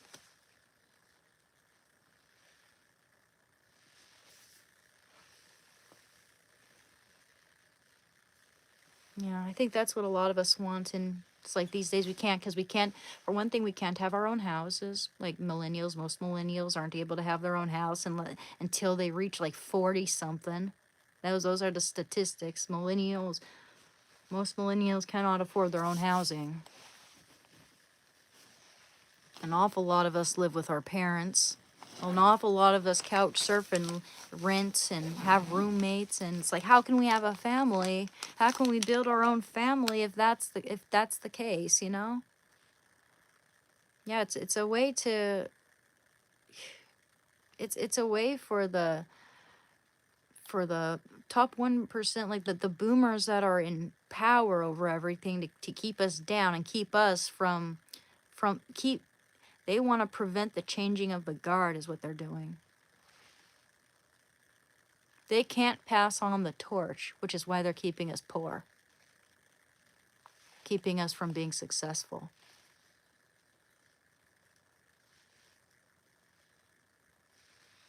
Yeah. Our success as our you know, the success of young Americans in this country having their own house and everything, and having a well-paying job, and being able to afford a sustainable living situation, like that's not within the interests of most politicians, especially liberal politicians who, you know, they gave free housing to all the illegal, can we emphasize the word illegal, immigrants, so that their voter base would be bigger. So it's like screw Americans, because it's like, you know, most Americans aren't going to vote for them because they're wrong. But if they can give a whole bunch of people illegal immigrants and illegal immigrants slash criminals and all that, you know, free housing, free healthcare, free everything under the sun, a free gosh darn apartment in New York while Americans are living on the streets homeless. It's all to increase their voter base. They don't care about those people. They don't care about helping people. They're fake. They're fake, and they feign empathy. They're fake. They don't care about if Americans are homeless, struggling and suffering. They don't care about the youth of this country. They only care about themselves getting richer. Hey, how's it going, MK Play? Yep. Yep, exactly. Ooha, yeah. Ooha, booaha. Free housing, free food, free ID. Yep. Paid for by your taxes and mine. Yes, exactly. It's exactly, that's where I was getting at. Paid by your taxes and mine. They do not care if every young American ends up homeless. They would not give a flying quack. And anyone who says otherwise is super ignorant and naive.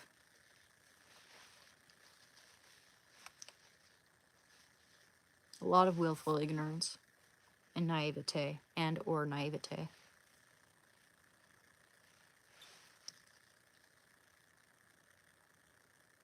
No, he's not really one of them.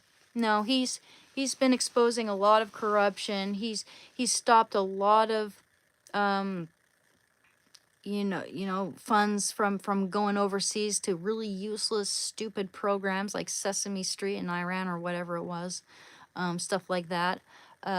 He You know, I mean, he's achieved more in the first year of his presidency than any president has ever. With the border, we're becoming a lot safer. It's like, you know, if you only listen to liberal media, of course they're not going to bring up all that stuff. He could save a drowning baby, and he'd still get a lot of shit, and people trying to kill him and impeach him and call him Hitler.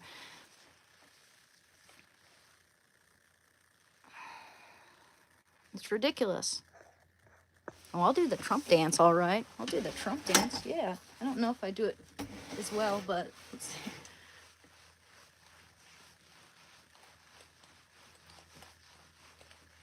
I don't know.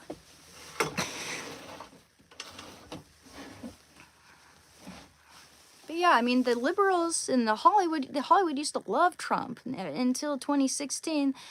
They have ulterior motives, you know, they have reasons to hate him, and that's because they don't want to be exposed for who they are. Trump started exposing Epstein before that even became a thing. Epstein, there's evidence of him trying to blackmail Trump, and if anyone thinks he has anything to do with the Epstein files, you know, you're really, you know, you're wrong, because if that were the case, Biden would have, you know, he would have done something during his presidency to expose Trump a long time ago, but that never happened. They tried to find all sorts of ways to impeach him, but nothing ever stuck. Nothing, you know, there was no legitimacy to any of those claims. Just desperate, hateful people trying to impeach someone that they are worried is going to expose them. And it's pretty disgusting. Oh yeah, like the Clintons, man. The Clintons are just terrified of Trump exposing them. I don't agree with how the Epstein files were handled again. But if you think Trump's part of that, part of like the whole Epstein thing, then you're I mean, your logic is lacking.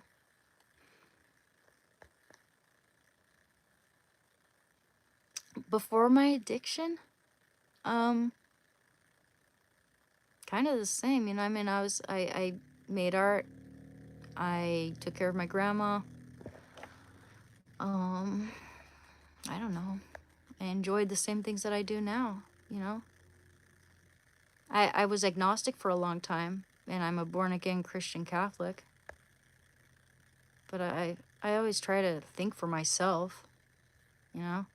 Try to stay out of the damn echo chamber, because I ended up in the echo chamber for a little bit and I was afraid of losing my friends. I was afraid of getting ostracized and stuff. Like, those aren't your real friends. If they're gonna leave, you know, cancel you at the drop of a hat and tell a bunch of lies about you because they don't agree with your political views and all that, and they're not willing to even hear you out, they're not worth it. Family or friend or whatever, they're not worth it.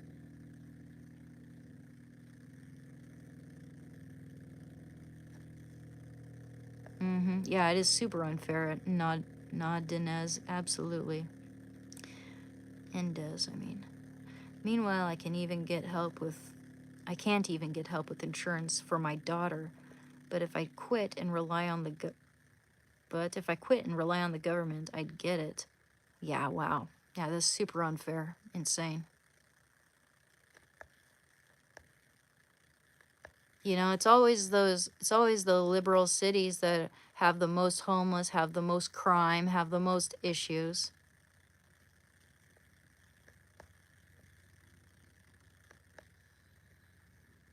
Yeah, I agree with AI being pretty bad news for jobs. That stuff's just scary.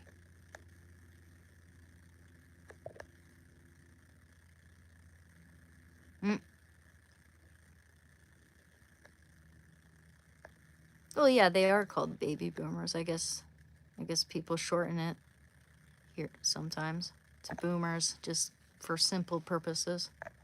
Simplicity.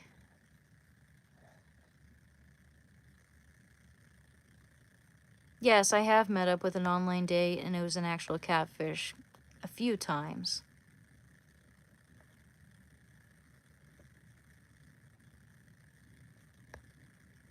Yeah, some people are lucky enough to get a home at 30. 99% of us millennials don't. Yeah.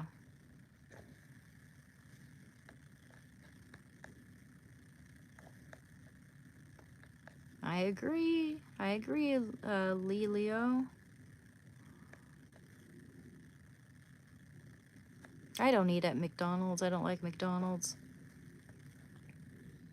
If I'm gonna have a burger, it's gonna be a healthy burger. Oh, my coffee. You can't forget that.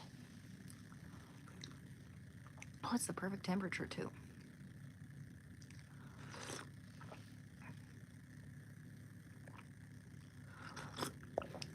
Whoops.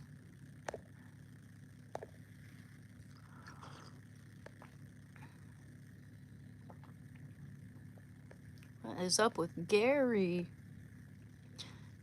Donald Trump did own a teen beauty pageant, and yeah, well, you know, it's so do other grown men on TV. Donald Trump did own a teen beauty pageant, and he would walk in on them changing clothes and stuff. Okay, that sounds like either a lying rumor or a misconstrued joke, because I've never heard of that.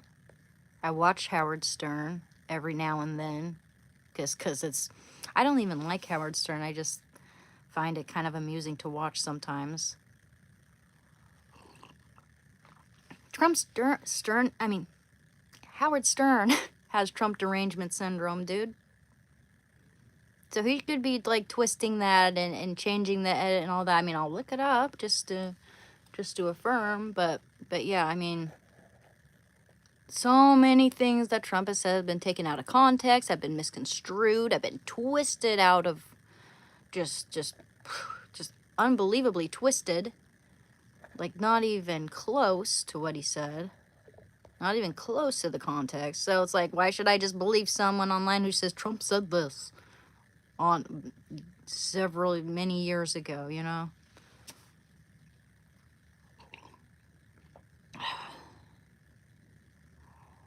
I hear guys say way worse things about women all the fucking time.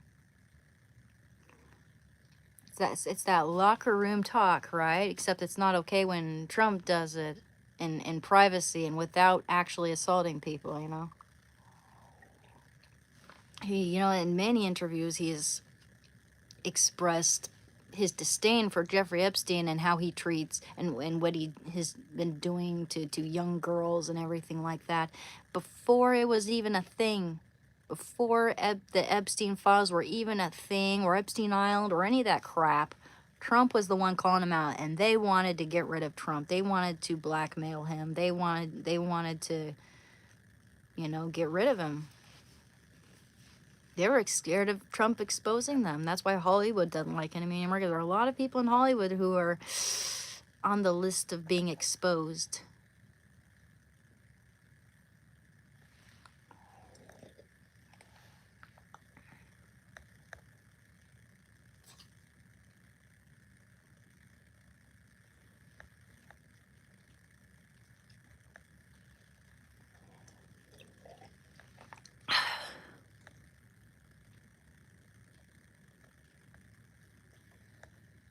They're probably protesting ICE because they have some like hero complex, which is just totally fake. Totally unable to admit the facts. Totally unwilling to even say the word illegal. Like, to them, illegal doesn't matter. Anyone can come to our country. Gang rapists, the whole deal. That's A-okay to them. Maryland man, my ass. Like, they don't care. They don't care.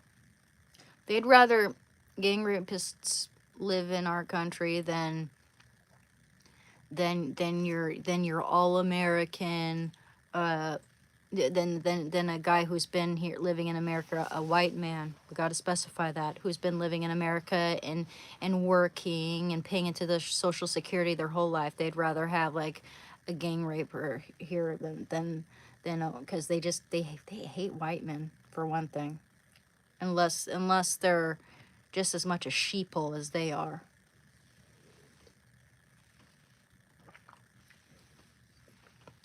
As long as they're able to, put all the white guilt on them and emasculate them and all that crap, It's so sickening.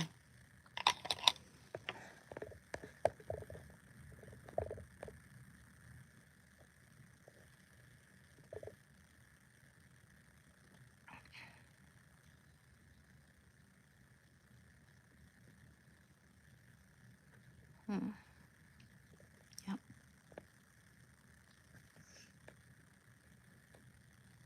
I'm not a Trump bootlicker. Yeah, it's like you gotta go the way over there. You gotta really go to the extreme, don't you? I said that. It's like I'm able to admit when I'm wrong. I had Trump derangement syndrome, and when I see discrepancies and lies, I point them out. I'm not a bootlicker. I pointed out at least 2 or 3 things that Trump has done that I don't approve of. How he responded to Rob Reiner's death, and how he handled the Epstein files. That could have been better, I think. But, it's like everything else, I'm standing up for a man who's hated more unjustly more than anyone has ever been in this country, frankly, in our lifetime at least. A man who used to be admired and loved by the people on the left, but for some reason they all just started hating him in unison because it became popular and because it became lucrative to hate him, and it became like, and some of them just don't want to be exposed. for their depravity and their heinousness. I'm not a bootlicker. I've never been a bootlicker. F off. And I'm from Oregon, man. Like, the only reason I'm in Oregon right now, living here, is because I have family, and I, you know, I'm gonna be here with my family. Maybe someday I would like to move away from here, though. Thank you, Gigi Young.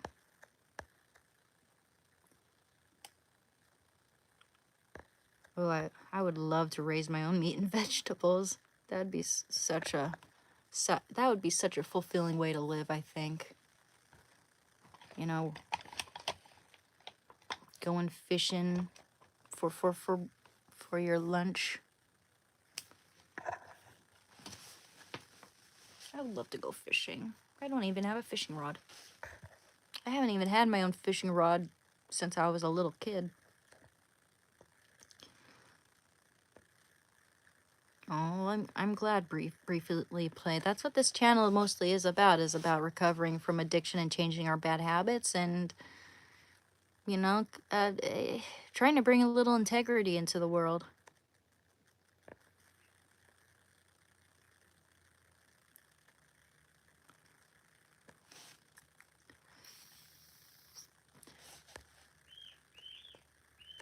Okay, so we're going to talk about that dance moms, the dance moms, and how they treated little post-toddler age kids, like 10-year-olds.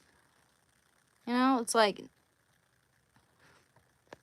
no, I mean, from what I've seen, Trump never hurt any of those girls, and if he did, they would have found something on him regarding that a long time ago.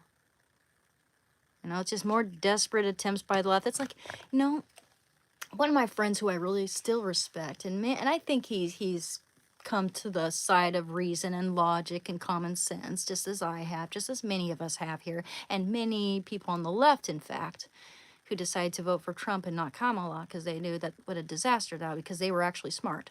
But my boss was like, you know, I try to bring up to him, you know, I think I was wrong about Trump. He's, you know, all these things, all these lies that I've been just debunking or seen them being debunked left and right and all this other stuff. And I think I was wrong and that I had Trump derangement syndrome, blah, blah, blah, blah, blah. And know what he said? The only thing he was able to point out in his, you know, opposition of Trump was, oh, what about that affair with Stormy Daniels? We don't want that example for our president. Like, what? Do you know the Clinton? What? Do you know what Clinton has done? And also, Trump has apologized. He's, you know, he and his wife have made amends. It's something that hundreds of millions of people do. You know, they cheat, they lie, and that's between them and their partner, whether their partner wants to accept them back in and forgive them, and whether they want to make amends, you know? And he has, in that sense. Like, he doesn't go around sleeping with other women now. At least I highly doubt it. In any case, he's too freaking busy fixing our country, which he has been doing more so than any president has in such a short period of time. And you all expect him to just be like, that, fix it. If he were to save a drowning baby, the liberals would still hate him. Did you see how all the liberals acted? Like, none of them stood when he was giving that speech, and they were all holding up those signs like Elon Musk is the devil. Like, I forget exactly what they said, but they're all just sitting there with a scowl on their face. And when Trump, there's this like disabled boy who really wants to be a police officer his whole life. He's a little boy, and he's disabled, and Trump gives him a badge and appoints him as a legitimate officer of the law, as a police officer, because this boy is probably not going to live to adulthood. I don't know. That's what it seemed like. And no one on the left side of that room, or the lefties, none of them stood up for that kid. None of them clapped. So if Trump were to totally 100% like redeem, I think that he survived that bullet, that just upon him turning his head, missed a mere, not even a quarter of an inch, man, like an eighth, like a 16th of an inch. If he had just moved, if he hadn't moved, it would have hit him. You know, it's like, I believe God intervened. I believe God is on Trump's side. You know, God wants for our country to be rid of the corruption, which is just super rampant amongst especially people on the left. You know, I'm not saying the right's perfect. I've seen really bad things happen on the right too, but it's pales in comparison to how the left has been, what the left has been doing lately.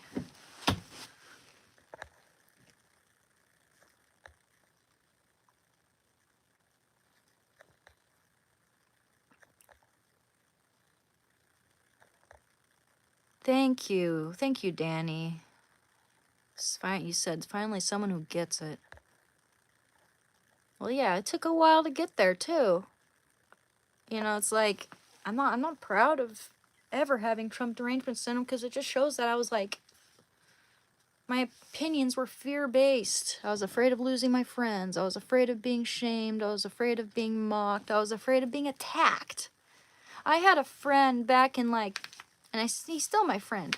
He's a very sweet guy, gentle soul, warm-hearted, just a really good guy. Never would hurt a fly.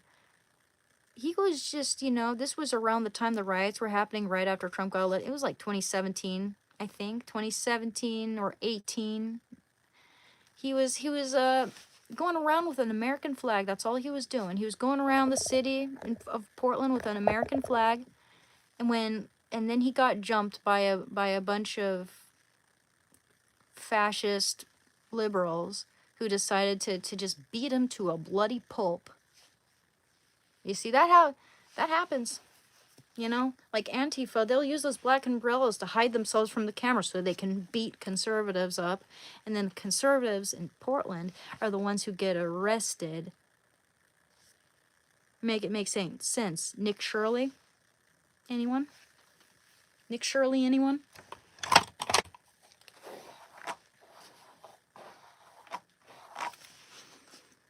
Thank you, Fixa. Yeah, I'm just against the lies. I'm against the lies, man.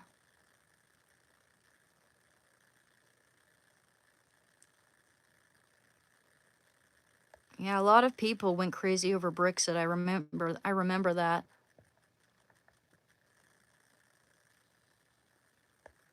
Yeah, but we gotta voice our opinions. Otherwise, they're just gonna get louder and louder and try to dominate us. We can't let that happen, man. They're the ones trying to foster violence. They're the ones saying that we're Hitler, so that some crazy loon will think, "Oh, I gotta put a stop to this," and is just gonna start shooting people. You know, that's what they want.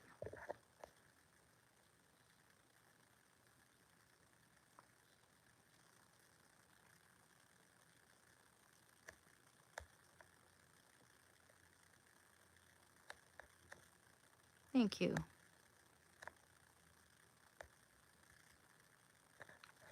Because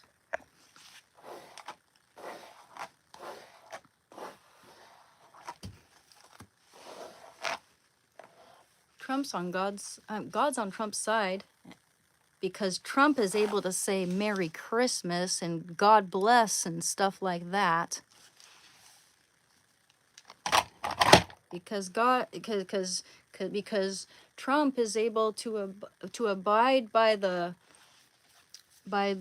word on our coins that says, "In God we trust." Liberals want to completely take God out of America. You know, they want to bring in Sharia law, man. They literally want to bring in Sharia law. Think about that. And judging from how they've been treating women lately, how they don't respect women, how actually they're really fake about that, how they pretend to respect women, it's like only they want for us to have a lot of abortions. They want less Americans being born, that's for sure.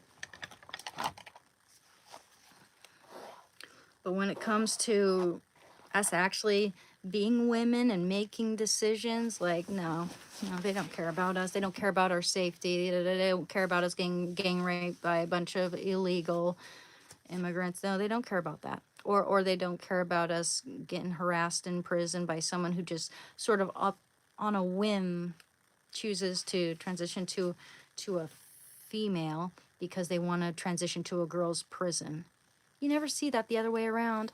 And in the sports too.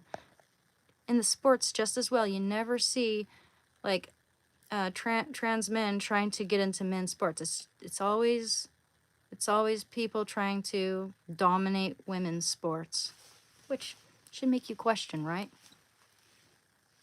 It's a power trip.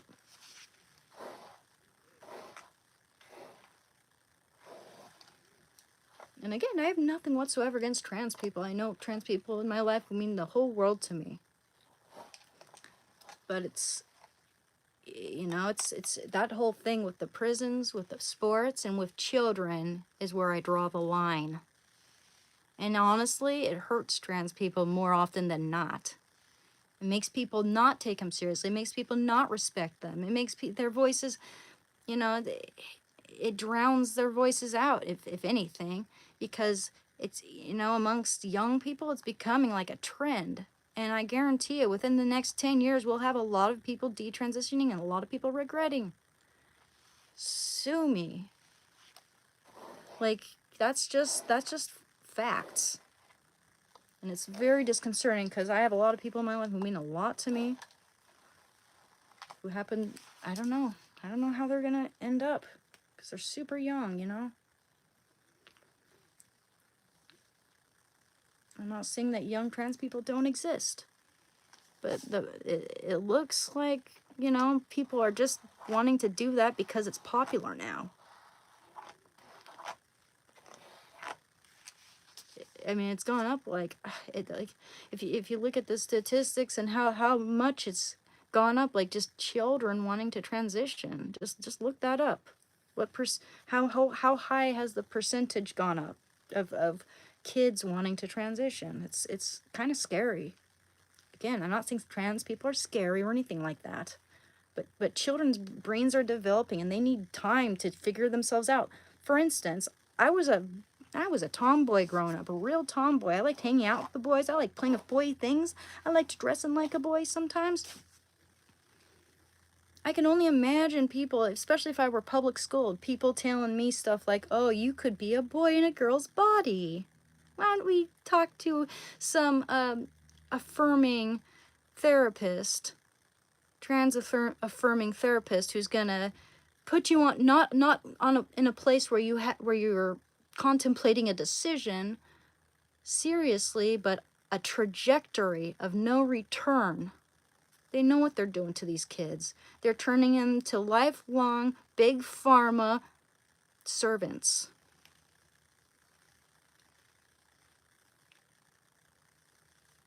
I watch Blair White. I love Blair White. I respect Blair White. I wish more people thought like her. And I agree with Nicki Minaj.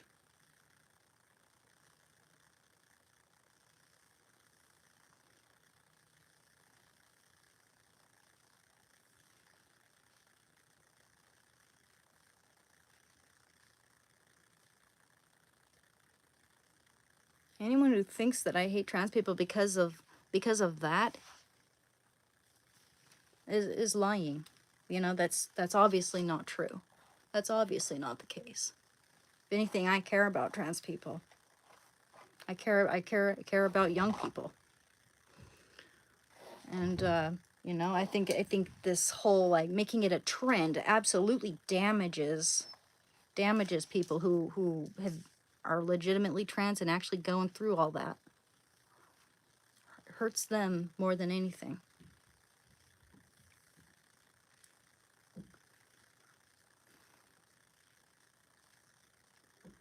There we go.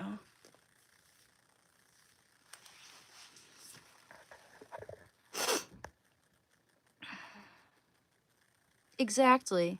And often when they want to detransition, they get treated like crap by the left, which says a lot.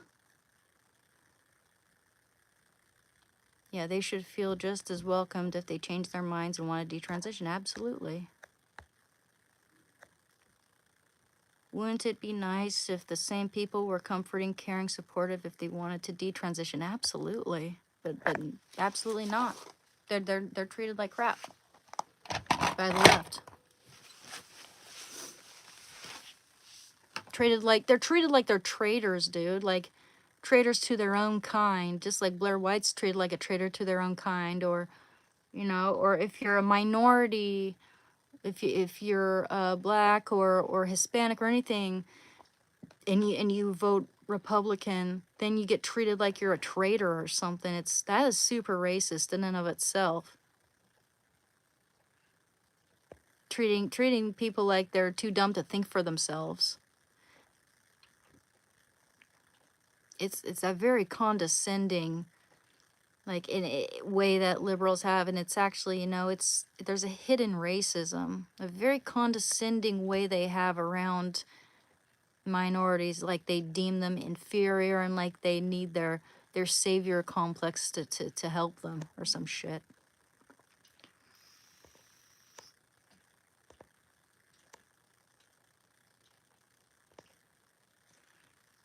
I'm not going to shave him right now because I just took a bath, but I was planning on doing it tomorrow. Not for you, though, just so you know.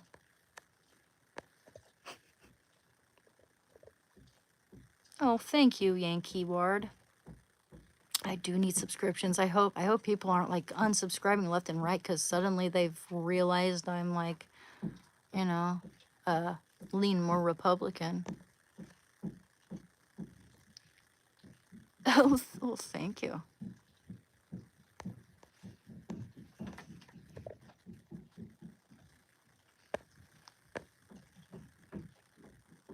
No, I'm able to point out discrepancies and lies and the fact that I used to have Trump derangement syndrome and all that, Politics doesn't rule my whole life. There are tons of things that I don't. I mean, I wouldn't make a good politician at all.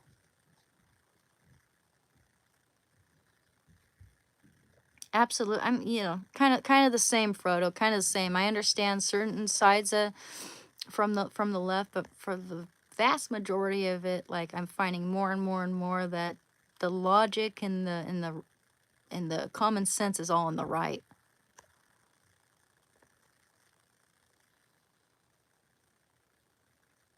You don't need to be a Republic to be awake and brainwashed free. I'm not. Yeah, I agree. You can absolutely. Absolutely. And I'm not like full blown Republican. It's like kind of lean. I always say that I lean mostly that way. But I don't know. I mean, I'm pretty independent in my views. Yeah, so let them unsubscribe. Who cares? Exactly. That's gonna happen par for the course. Yeah. Yeah, exactly. Trump isn't perfect. Of course he isn't. But he is absolutely the best option if we want to help our economy and, and all that. He's been right about so many things related to the economy when people have doubted him. It's like, give him a freaking chance. And they all say, oh, he's going to start World War III. He's prevented wars, man. He's one of the only presidents who hasn't, like, I mean, I heard about that thing with Iran and all that. I need to look more into that. It's been a while since I've actually watched the news. But if they're constantly killing and there's death and yeah, I need to look into that.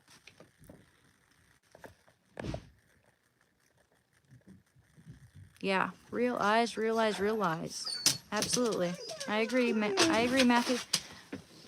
I mean, they're wrong about ICE. They're wrong about various things. So it's like, why should I believe them when they say, oh, Trump's trying to start a war in the Middle East? It's like, okay, so what are the reasons? What's the context?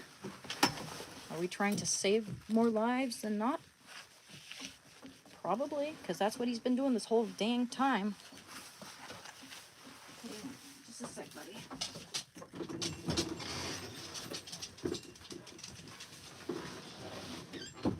Goofball. Little goofball.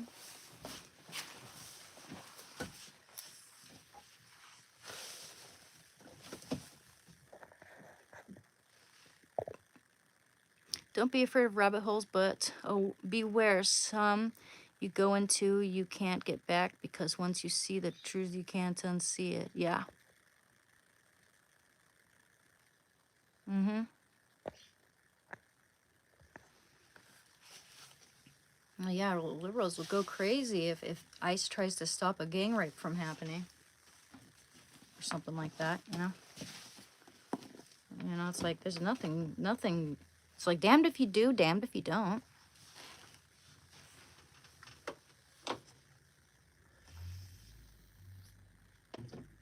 I'm gonna make some popcorn.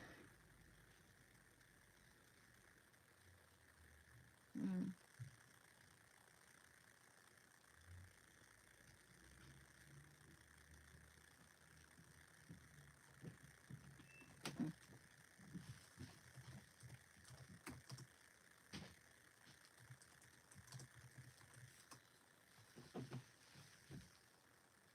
Let's see.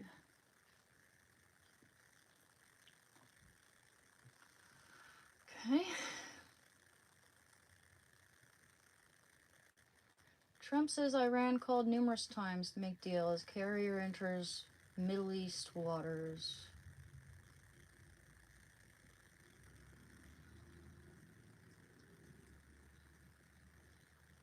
Okay, President Donald Trump said Iran appears to be looking to negotiate with the U.S. amid a growing military buildup in the Middle East. In a Monday interview with Axios, Trump suggested that Tehran had reached out on numerous occasions and wants to make a deal. They want to make a deal, I know so. They called on numerous occasions. They want to talk, the president told the outlet. According to U.S. officials also cited by Axios, any potential agreement would need Tehran to remove all enriched uranium, cap its long-range missile stockpile, a change in support for regional proxy forces, and cease independent uranium enrichment, terms Iranian leaders have not agreed to. Okay. So there's like, seems to be some ultimatum going on. Thank you. Okay.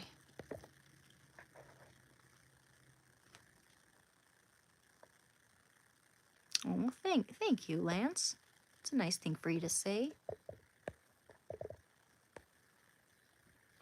Well, I think a lot of us these days are brainwashed and afraid of losing friends and stuff, you know? It's not that the girls, you know, who are kind of lived out, which a lot of them are, you know, sad.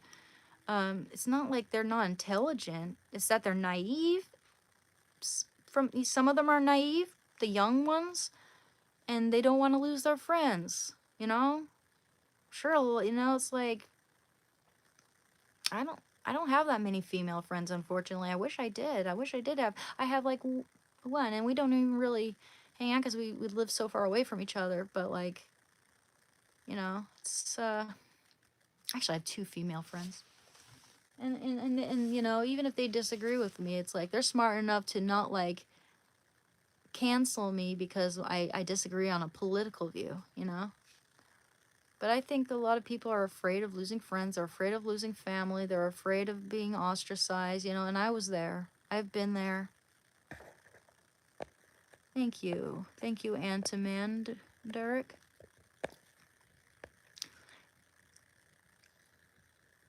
Oh, well, thank you, Danny.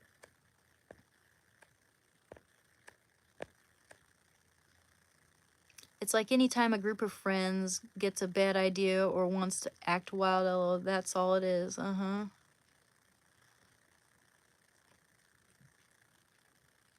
Hey, Angel. It's nice to see a fellow woman on my channel for once. You know, I looked at my YouTube analytics and it looks like 90-some% of my channel's dudes, and I would really like to bring up my fellow female viewership. Yeah, yes. I'm glad to see you here, Angel. So glad I came across your page today. I'm having a very hard week, and I hope your week gets better too. You can always come here to talk. We can talk through it. My channel is all about changing habits for the better, trying to counter our anxiety and all that stuff. You know, it's not just about addiction, even though that's the main subject of my channel. We also talk about art, talk about hobbies, we talk about just about anything under the sun that I like to talk about and enjoy. The young people get it. They see how it plays out in school, social settings, etc. Oh yeah. Those girls are still seen as the baddies. They know it's wrong. Mm-hmm. Oh, absolutely. And like when I went to college, university, I mean, the way people talked about conservatives, people from the South, especially like Texas, the way they talked about women who were pro-life or wanted to have kids, it was just super, like, just super mean. Super mean, super judgmental, super distasteful. You gotta be one of them in their echo chamber, otherwise they cast you out. And I don't know how I would have made it through college, and I got an art degree, unfortunately. But I don't know how I would have made it through college if, you know, if I had been very honest about my views. I mean, I was called a misogynist by one of my art teachers during the final critique because I said John Steinbeck was an inspiration to me. John Steinbeck wasn't a sexist. He was one of the least sexist, like, writers of his time. I mean, if you read East of Eden, one of the most interesting antagonists in literature is a female. And some of the most interesting characters in his books happen to be female. So no, he's not a sexist. People say that because maybe they've because mice and men and them not giving Curly's wife a name, you know. It's like there's a reason for that. There's an intellectual reason for why he did that.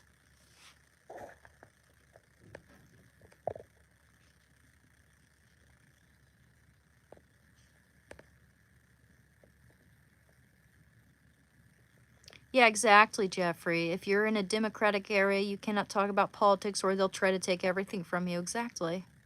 It's so corrupt. It's so wrong. Yeah, everyone's afraid of what everyone will think. Exactly, Yankee. It's not necessarily a lack of intelligence. It's fear and naivete. Oh, I am serious about recovery, absolutely. Thanks, James. Yeah, I don't think that many women watch streams. That's I've thought about that actually. That crossed my mind. I was wondering if, like, you know, more guys watch streams. That's interesting. Wonder why that is. Because you'd think that more women would watch streams because it's like it's a social thing and we're pretty social creatures compared to guys, you know, so it's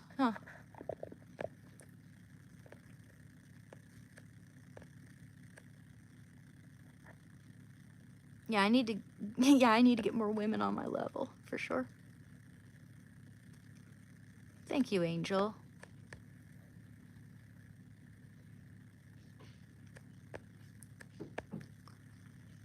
It's super refreshing to see other women on my channel. I mean, I can't even tell you. Not that I don't like men, I love men. I would love it to be a little more even Steven here.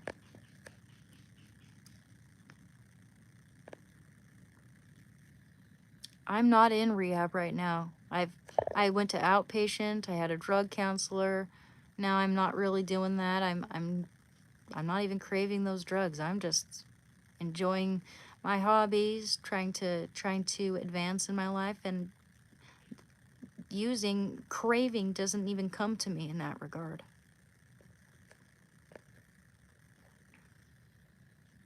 Yeah, I am done with that stuff, absolutely. You know, I'm not saying I'm perfect. I'm not saying it's impossible for me to fall off the wagon. But I really do feel like God is here with me, keeping me safe.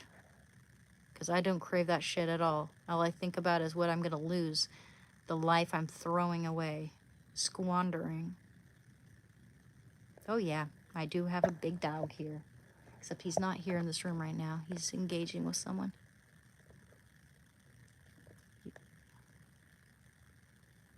Can soulmates have 25 years difference? Yes, they can. Because to be honest, while my friend Adrian was my muse, I felt like we had like a chemistry. I mean, I was attracted to him as to his soul. And he was way older than me. Of course, our relationship was platonic and all. Because, I mean, he was pretty darn old. But, yeah, he was my best friend who died. I have a painting of him, actually. I'll show it to you. But I just loved him for who he was. Yeah, and I felt like he was my soulmate. Like, he, you know, I let him sleep in my student housing unit. And, you know, I mean, we finished each other's sentences. It was really trippy and uncanny how much we synchronized. And he was homeless. So don't go thinking that because he was 41 years older than me, I was looking for some sugar daddy. No, I was the one giving him everything. But, you know, place to stay. I practically gave him a job as like, you know, he'd copyright and proofread my work. Asked my boss if he could stay in the basement at the cafe when I lost student housing, and he was able to live there up until he croaked. But I'll show you the painting. He was a beautiful soul, guys. That's my oil painting of my best friend. Oil on panel. Again, it was just an innocent platonic relationship, but I sincerely loved the man, you know?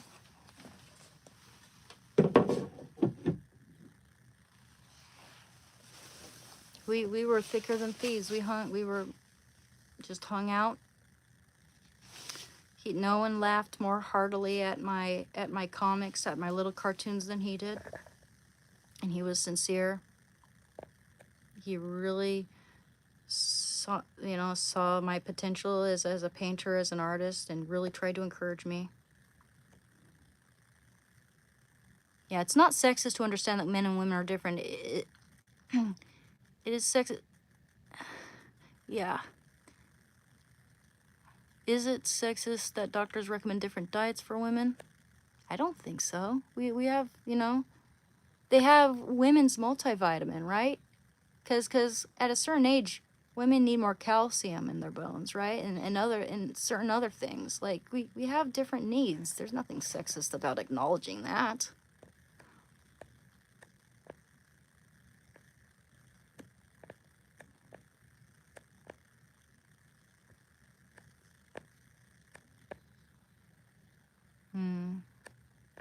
Well, thank you, Angel. That's much appreciated.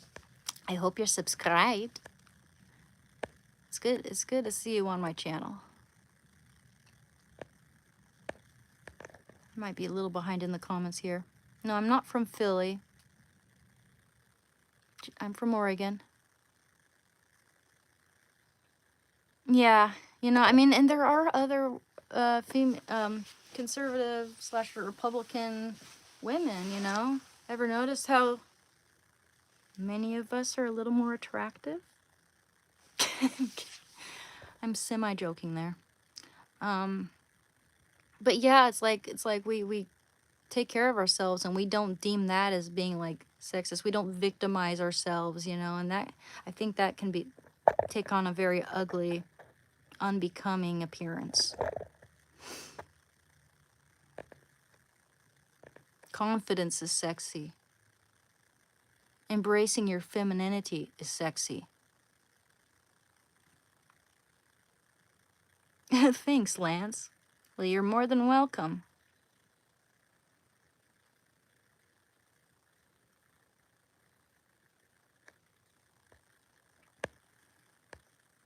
Thank you, RK. Keep up the good work. You know, I haven't gone to a meeting in a long time, but I should look for a good meeting and you know, come back to that, try it out. In fact, I'm eligible for like a bronze coin.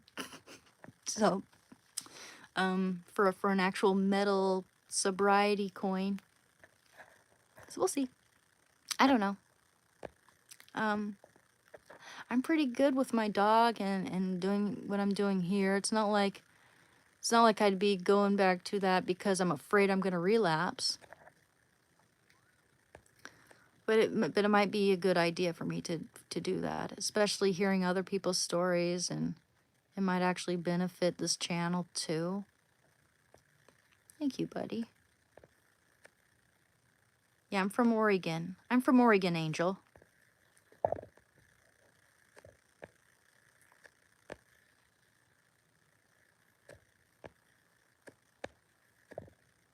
I feel the same about my ex habits. I'm done. And once I'm done with something and my mind is made up, I don't go back. That's how I feel, Angel. Absolutely. That's how I feel. No turning back. Otherwise, I'm just throwing away all that effort, all that pain. All the pain I've endured was all for nothing. You know, no. No. Hey, James, I'm actually, I was born in the city. So, you know, and I'm from Oregon, so I wouldn't say I'm a country girl, but I wouldn't mind living in the country. That sounds like a very peaceful, pleasant existence. But I'd like to be within distance. I'd like for there to be some type of transit where you don't absolutely have to drive. I'd like to be able to walk everywhere. I'd like to be able to go to my favorite shops and art supply stores and go look around, whatever, you know. But I mean, most people shop online anyway. I don't know. I'd like to have access to fun things and fun events. Not, you know, I'd get pretty bored if I lived out in the middle of nowhere for too long, even if the nature was really pretty.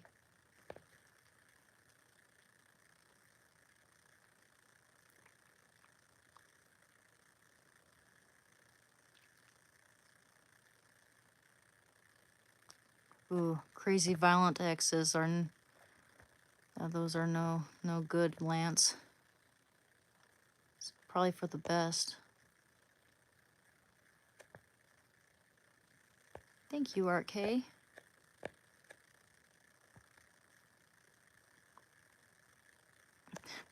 Angel said that painting is beautiful. I understand that friendship so much. Thank you.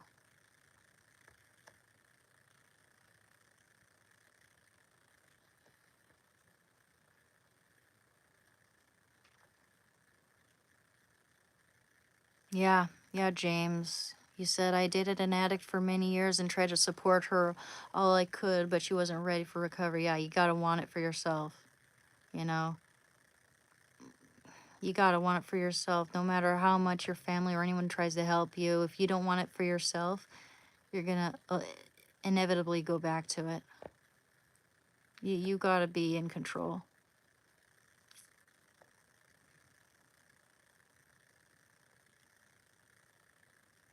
Yeah, same, cruel. Cruel the kid. I lost my best friend too. It's hard sometimes, but the love never left my heart. Same.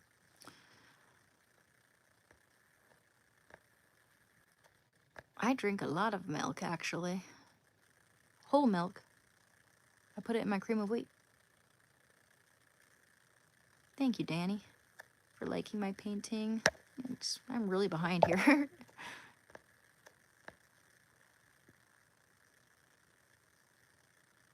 Oh, thank you, Lance.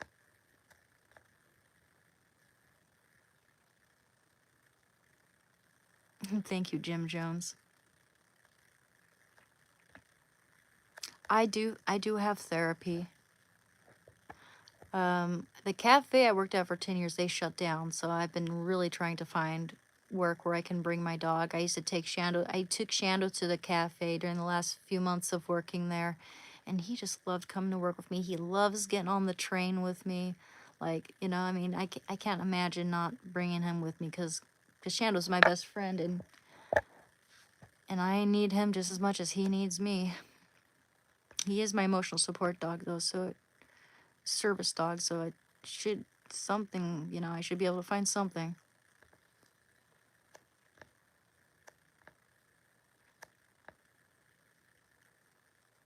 Yeah, I think God bestows pain onto those who need to change their mindset. This includes addiction. I agree.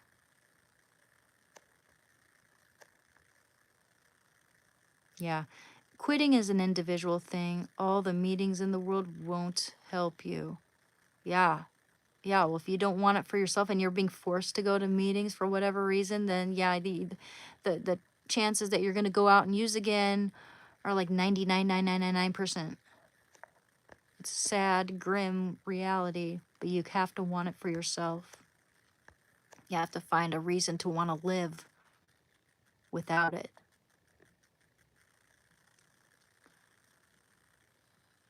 Thank you, Jerome.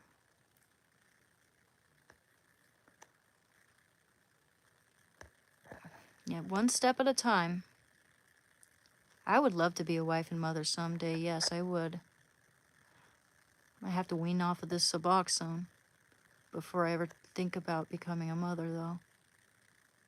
Which, you know, will happen because I take way less of that than what I was expecting, you know, weaning down from it. Angel said, Angelique said, I'm a southern country girl myself. Love to travel, though. One day I will make it up there. Nice. Well, cool, you know? I mean, maybe one of these days we could get to know each other and go on a road trip, hang out. Who knows? Who knows how it's all gonna end up? But, you know, it's like, I mean,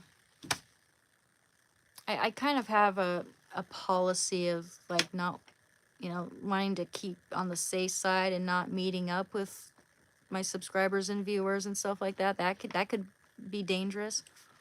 But yeah, it's like you never know what will happen. I might form a legitimate friendship with someone, you know, like that. I just watched my favorite true crime channel, by the way. I know, change of subject. Is Ewu Crew Explore with Us.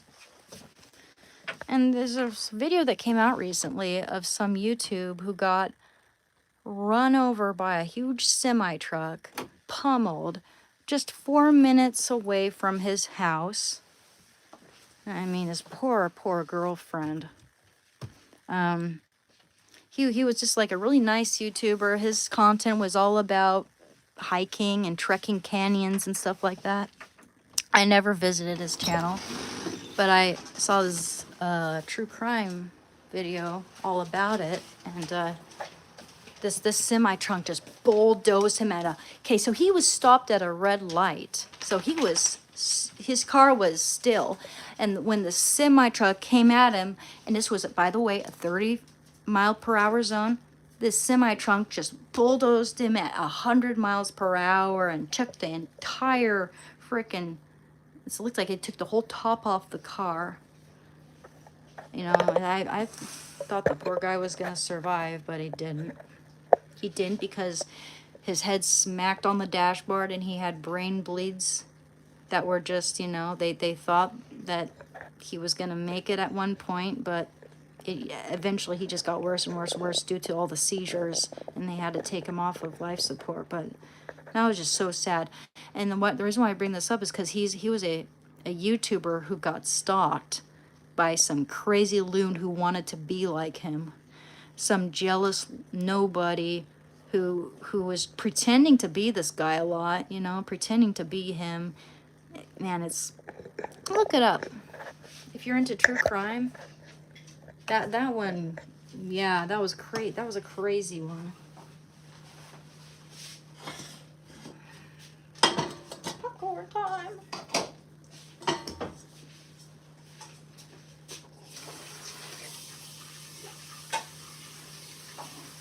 They bring our damn plates up here. We don't have to do this multiple times a damn day.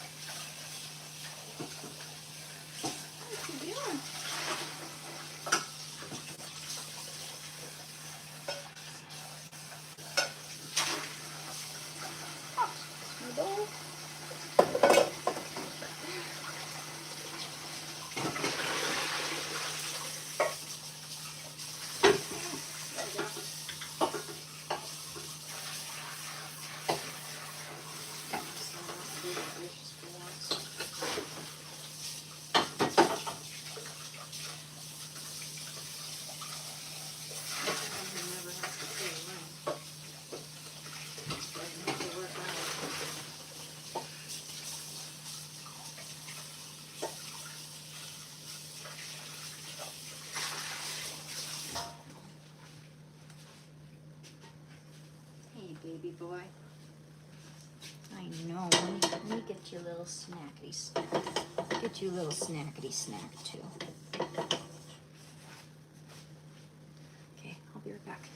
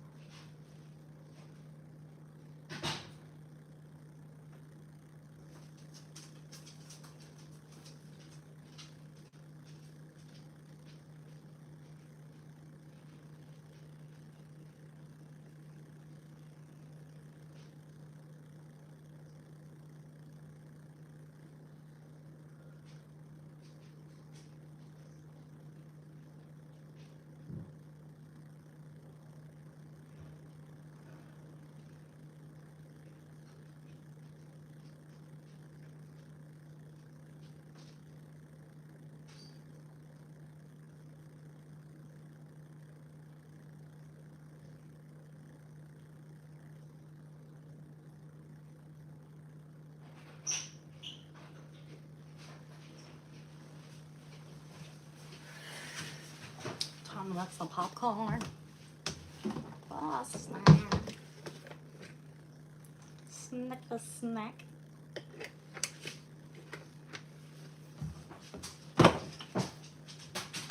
Oh, brother. Oh, brother. Hmm? Yeah. Yeah, we're... Yes, he's a good boy. Yes, he's a good boy. Yes, look at that boy. Look at that boy. Look at that boy. Oh, I know he's so good. Oh, I know he loves my brothers. He loves my brothers. Yes, you do. Yes, you do. Man, they better not have fed you that enchilada casserole. That, of all things, is not good for dogs. Got onions, got spices. At least it wasn't you, Shando. But it's still bad. Okay. Just, yeah, I don't know.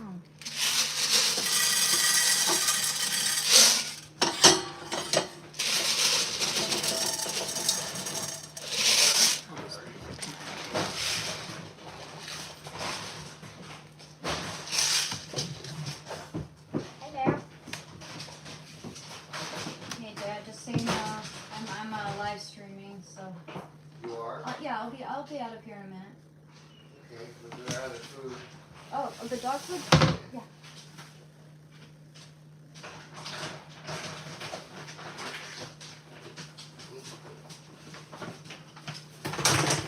Oh, it's so heavy. You getting hungry? Put some of that in there for you. In a minute. Got a little pair of scissors somewhere. Probably not. Wow.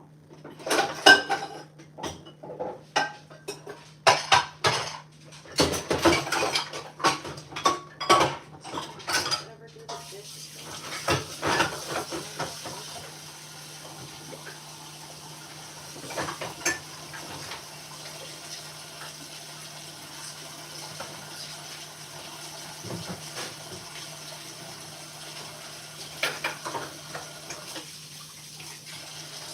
Oh no.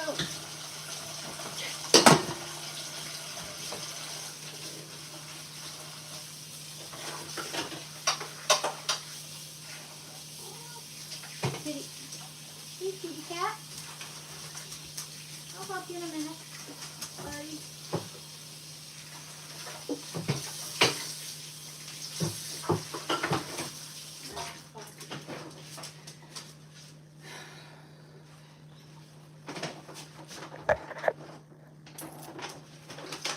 Alrighty. Do you need to go out? Go potty, Shanda? Go, go, go. No? Do you need to go? Yeah? Okay, we're not letting the cat out, okay? And I'm not bringing my popcorn either. Oh. Wow, guys. Whoops.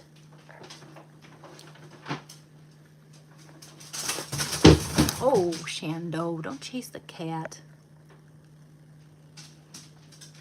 Why would you think I'm on meth? What the hell? No, I'm not. I've never been a meth addict.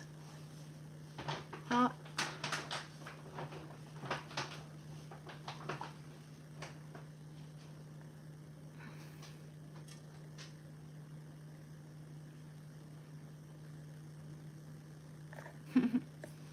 No, Shando's not a Ridgeback. He's actually from Mostal East. He's got Golden Retriever, he's got Boxer, he's got Rottweiler, he's got American Pit Bull Terrier, and he's got Mastiff. Yeah, I'm not gonna pay attention to that guy. He's full of it. Just ignore him, guys, okay?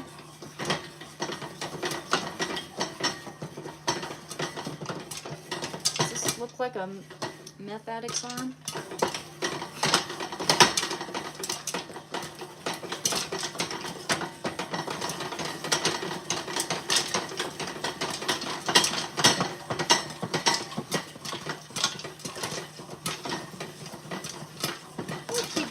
Buddy.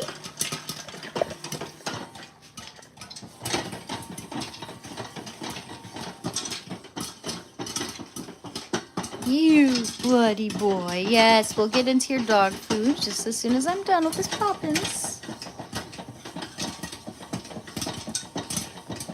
Yeah, he is a good boy. He's got like 4 badass guard dogs in him. And then a golden retriever at the very top.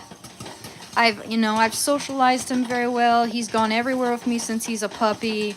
He went to the cafe to go to work with me and just is a total social butterfly. Loves meeting people. Loves meeting other dogs. Shando is almost 3 years old. He'll be 3 years old come February 8th. His birthday's in February 8th. He's a Pisces, I think, like I am.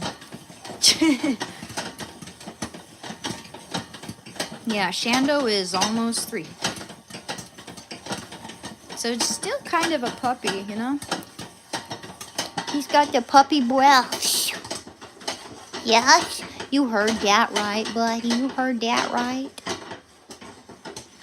What's that pace? What's that pace? Sorry, I'm shaking this thing.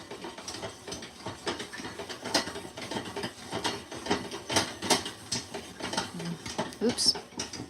Hi, I'm gonna get you your food. Don't you worry. Don't you worry. He needs a nose boops.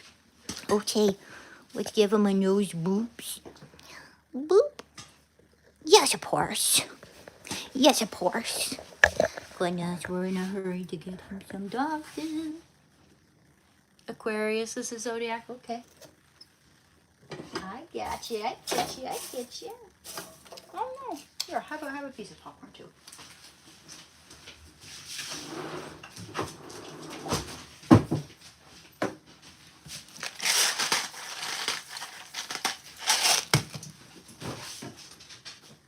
Butter.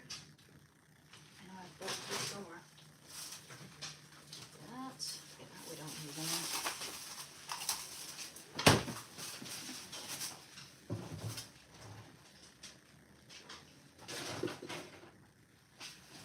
Oops. Some butter in here. Aha. Ooh, we got cottage cheese now.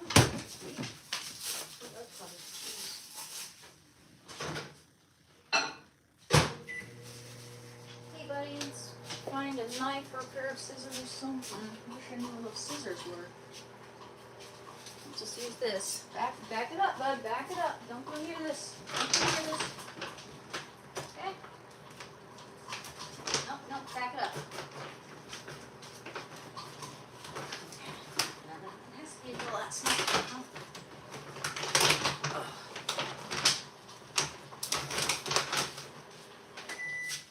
Wow, why is it so dull?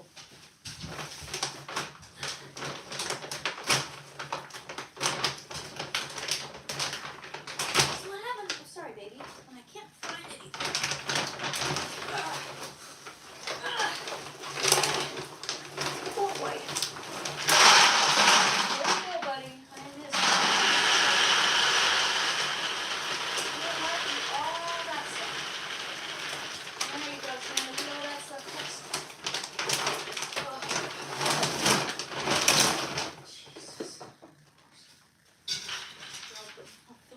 to. There you go.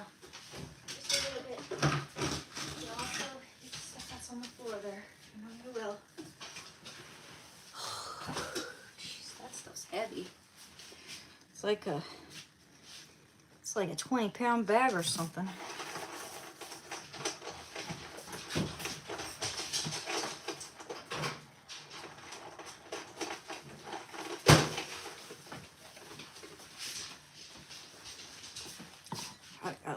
Now I got something in my eye.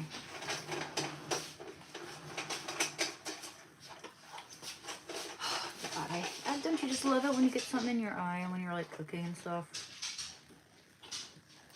Seems to, and I swear it always happens to this eye, my right eye.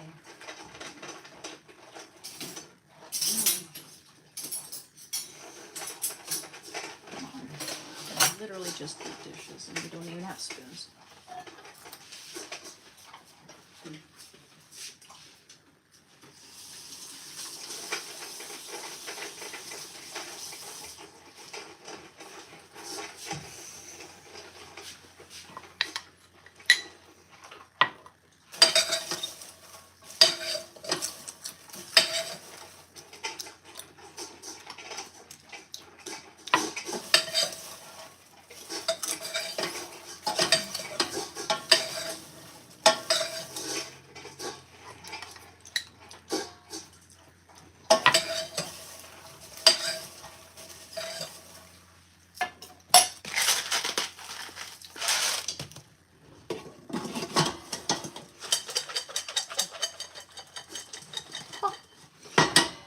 Hey, how's it going, JJJJ?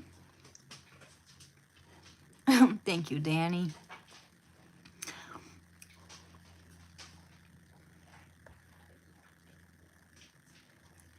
Yes, I'm living with parents while getting back on my feet. Exactly.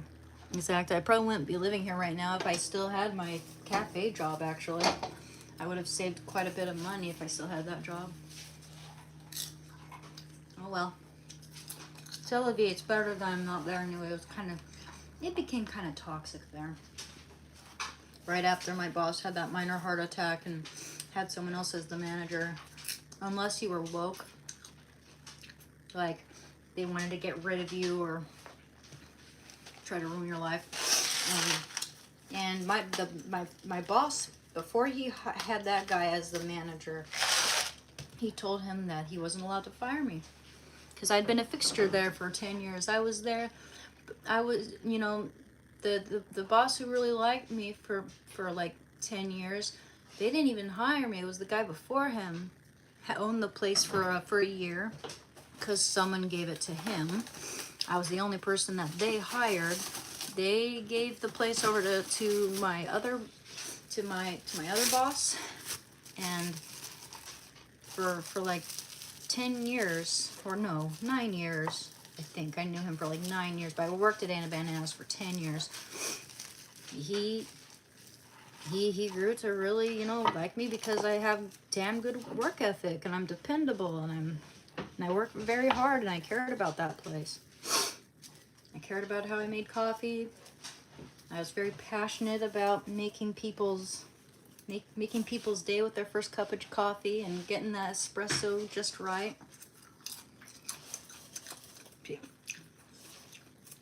He used to call me a superstar employee. And I'll tell you one thing, that my other coworker couldn't stand that. The coworker that became the next manager,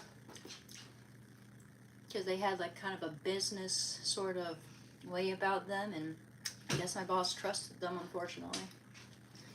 But I don't know.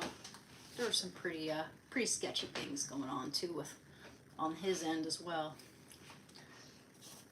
The place had a lot of debt, but I don't think that was all on Rand. I think the other guy who gave it to him sort of put him in that pickle.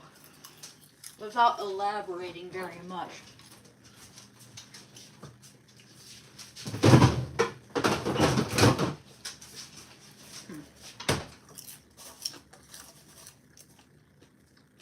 Very unconventional. Okay. Ah, my bowl's cold now.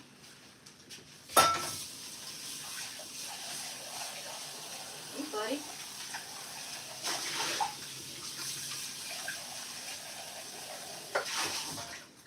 So we'll have some popcorn, read a few Bible verses, and yeah, in a little while I'll end the live stream.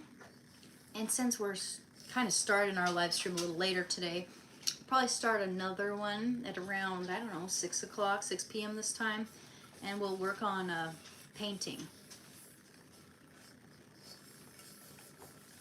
I'll have the camera angle just right so you guys can see what I'm doing too. I really like this phone stand. It's super compact.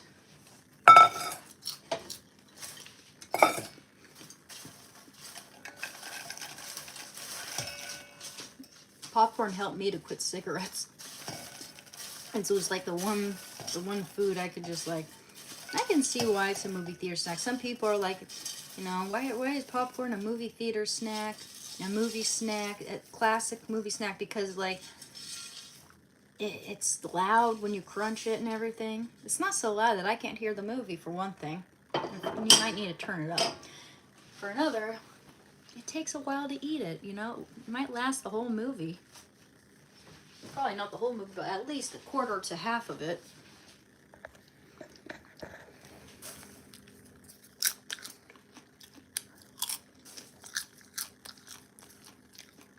Hey Lance, yeah, secretary work? Yeah, just let me know what that entails, because I honestly have no idea what being a secretary entails. I'll need a little education on it. Tell me everything I need to know. Yeah, DM my Discord and we can discuss that. Ha. Oh.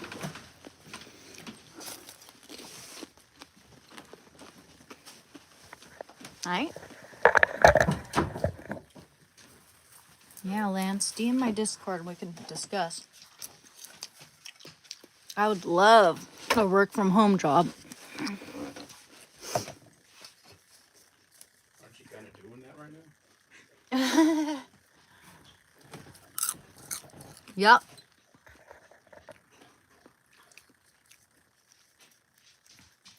Popcorn with grapes, yo. That sounds like it would be good because you get the refreshing fruit with the salty, the sweetness and the refreshment with the salty, kind of dryish popcorn. I'll tell you what, when I have popcorn, I'm craving fruit because I'm thirsty.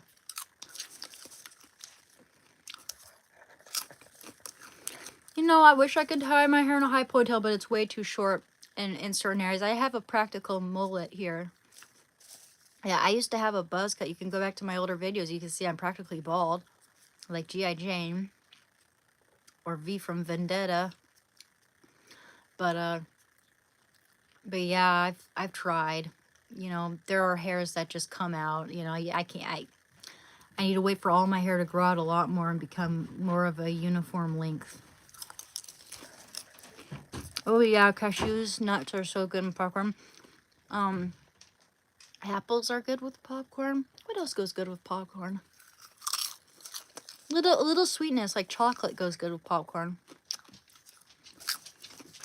I can DM you really nothing to it.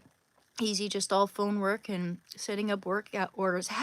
Man, I can't tell you how much I would appreciate this if it's and somehow I do believe I have a good feeling that you're actually really legit about it.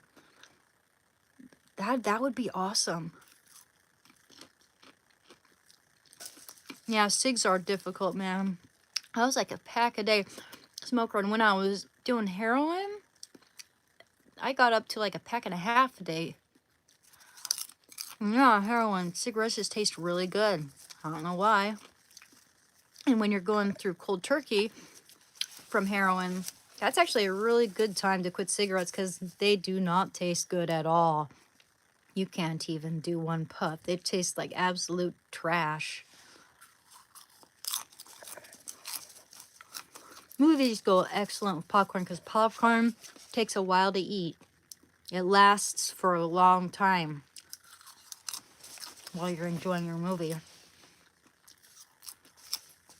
I don't like movie theater popcorn though because it starts to sting my lips. I start to get like cuts in my mouth and stings on my lips. Way too much salt and butter for me. As you can see, when I apply butter, I try to get an even light coat of the grass-fed butter, and I cook mine in avocado oil, so it's healthy. But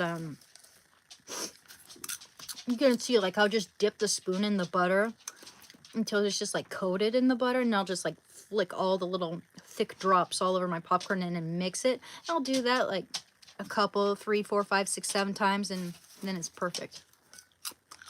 This is actually, doesn't look like I put a lot of butter on my popcorn. My mom likes a half a cup of butter on her popcorn. But this is plenty for me. I mean, everybody's to each their own. My brother doesn't like any butter on his popcorn. He just likes cayenne pepper, salt. But I have to have grass-fed butter on my popcorn. I'm 50. I've been smoking since I was 15. I still completely enjoy smoking. Yeah, I hear it. And it's way more difficult when you start as a kid. My best friend who passed away, like, I know this was back in the 50s, or no, early 60s. Early 60s when he turned around 16, I think. Yeah, because he was born in 1949. Post-war kid. But different time era and everything. He was from Stuttgart, Germany. His mother, bless her heart, gave him a pack of smokes and some whiskey for his birthday. And he never stopped smoking since. He was a big cigarette smoker all his life. It's a wonder that he lived to be 70 even. Being addicted to heroin since he was 25 and cigarettes since he was like 16, if not younger. Yeah, pretty much. You're not catching if you didn't smoke. They advertised it as healthy too. I'm gonna close my door, honey.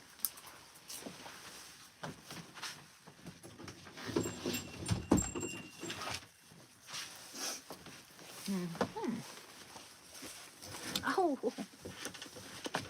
wouldn't it be funny if I like thought I was gonna sit in my chair and I'm just like, whoa, to the ground.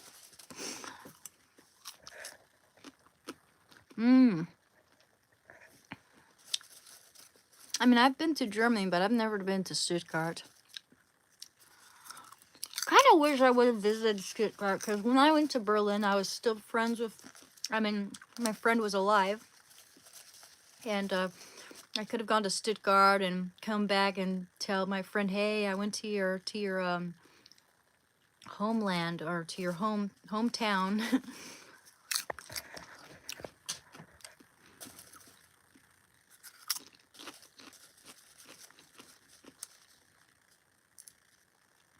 In my school, you were not in the crowd if you didn't smoke.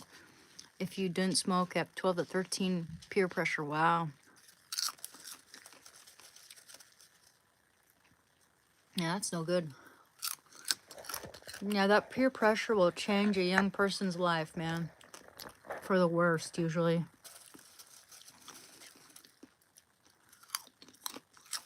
I'm 420 friendly, too. Absolutely. It helps with the drug dreams, and it helps me to eat better.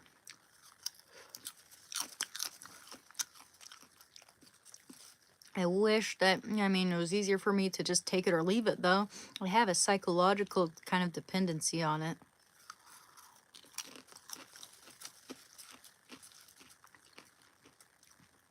Like, I know it kind of dampens my motivation just a tad. That's why I need to be more, like, moderate with it. Hey. Hi, Amirez. Yeah, it helps people with glaucoma, Parkinson's, cancer, you name it. Yeah, so I think it's judged too harshly. It shouldn't be associated with as a gateway drug, because it really isn't. I don't know, maybe to some people it is. But in most cases, no. Most people who do smoke marijuana do not say, hey, I want to try heroin now. Thank you, guitar guy. We're having a great day. How are you doing? Doing good, Amariza? Yeah, it certainly doesn't. It does not help with Bible study, I agree. There's a reason why they call it the devil's lettuce. Uh-huh. And I find it makes me a little bit more introspective. It's like a time and place for it. Like, just as I'm sinking into bed after work, after all my responsibilities are taken care of, you know. Actually, I enjoy doing chores more when I'm high on weed. So I like to do it before I do chores, too. Not in the morning, though. Yeah, I have severe anxiety, too, Rich. That's one of the biggest things I struggle with, and it was the first excuse for why I did heroin in the first place. My social anxiety, I was complaining about it. The person I invited into my house was sitting on my toilet and chasing the dragon. They said, hey, this will help. Hey, thank you, Jim.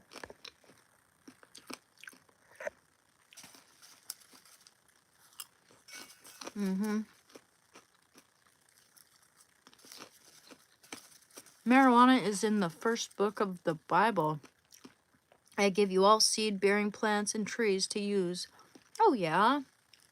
You know, and that's why it's like, I thought about that, and I think that a lot of people view anything that's mind-altering as being, like, kind of sinful. But, like, isn't coffee kind of similar? So is it a sin to have coffee before I pray the rosary, or what, you know?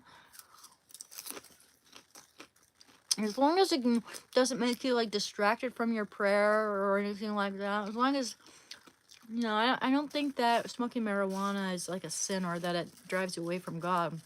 I haven't heard or seen any, like, passage from the Bible or anything of that nature, any priest, whatever, saying that smoking marijuana is a sin.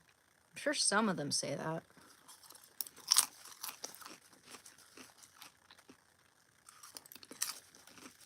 Mm-hmm. I agree, Lance.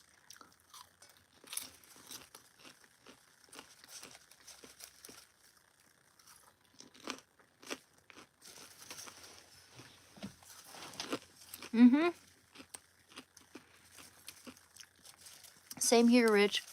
Same here. Working out really helps, too. I love working out. I'm glad I'm not, like, allergic to working out, because I know some people who are. Literally, they cannot. They hate the idea.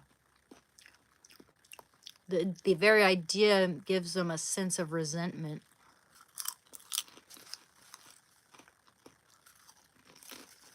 Mm-hmm. The tree of knowledge.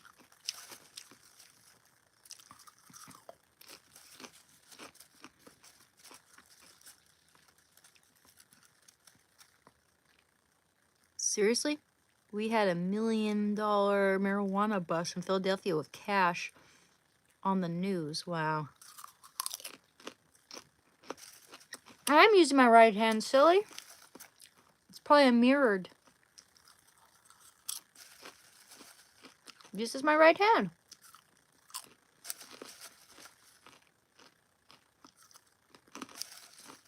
That's right. I think we should read the Bible. Read about. Anyone want to choose a Bible chapter or passage?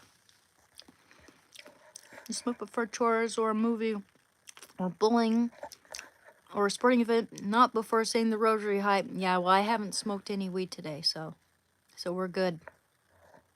Yeah, I always feel like it's a little disrespectful to smoke weed before praying the rosary or something like that. But yeah, I'm perfectly sober right now. Look, no red eyes, guys.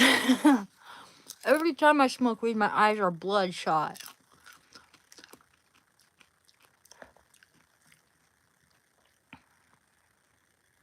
Yeah, high fiber and protein diet makes you feel better. Absolutely. Nutrition is super important for us in recovery because we neglect our nutrition like it's no one's business. Weed is okay, but in moderation. If you start bonging it or when you awake before getting out of bed, it's a problem. Yeah, exactly. Because if I wake and bake, it makes it so I don't feel like really doing anything really productive all day. Mm-hmm. Hey, buddy. Would you like a little popcorn? I'm sorry. Here you go, baby. Popcorns. Don't look at me like that. Oh, Isaiah 40:31. Okay, thank you. Isaiah 40:31. Isaiah 4. I don't want to get too behind here. Okay, verse 29. Okay, we'll do that afterwards. We'll do that one afterwards. So, Isaiah 40:31. Isaiah. Yeah, found Isaiah. Cool. 40:31. 40:31. Here we go. Okay. And 31. Okay, it's one more page over.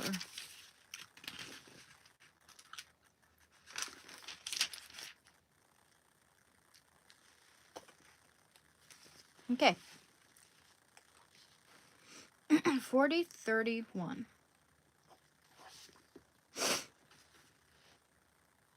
Okay, it's the very last part of that chapter. Isaiah 40:31. Okay, honey, just a second. Would you like one more popcorn? Okay, I'll open the door, but you know I'm gonna have to close it. 1 sec. Don't want too many interruptions here. Go. Okay then, well, I'm staying here, buddy. If you don't want to go out, that's fine. You know he's trying to trick me. Okay. 1 sec. After I read these 2 Bible verses, Shando, I'll check and see what you really need there. I think he just wants my attention. Okay, but they who wait for the Lord shall renew their strength. They shall mount up with wings like eagles. They shall run and not be weary. They shall walk and not faint. I love that one.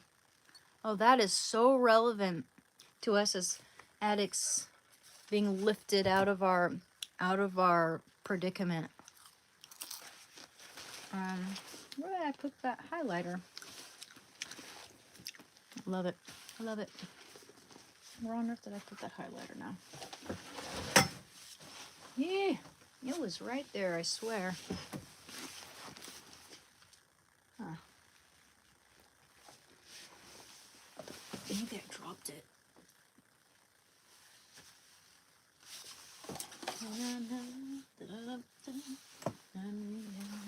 You and I. Okay, well, she shall find it. I love it when things just sort of just disappear. Oh, here it is. It's hiding. It's hiding. Okay. So, 40:31. I'm going to read that again because it was so good. But they who wait for the Lord shall renew their strength. They shall mount up with wings like eagles. They shall run and not be weary. They shall walk and not faint. Beautiful, guys. Very good one. Good enough for me to highlight.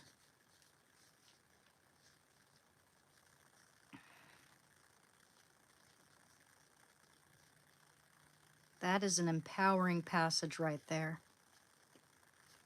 Okay. Now, what was the next one? It was Genesis.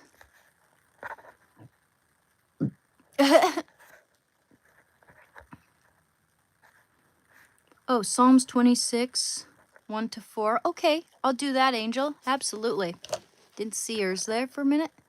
Psalms 26, 1-4. Let's do that. 26, 1 to 4.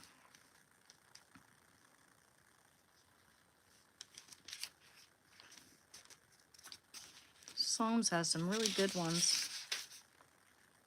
26, 1 to 4. Okay.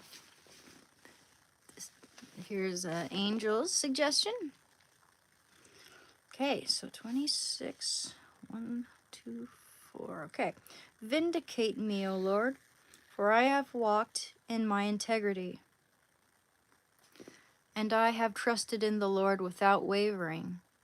Prove me, O Lord, and try me.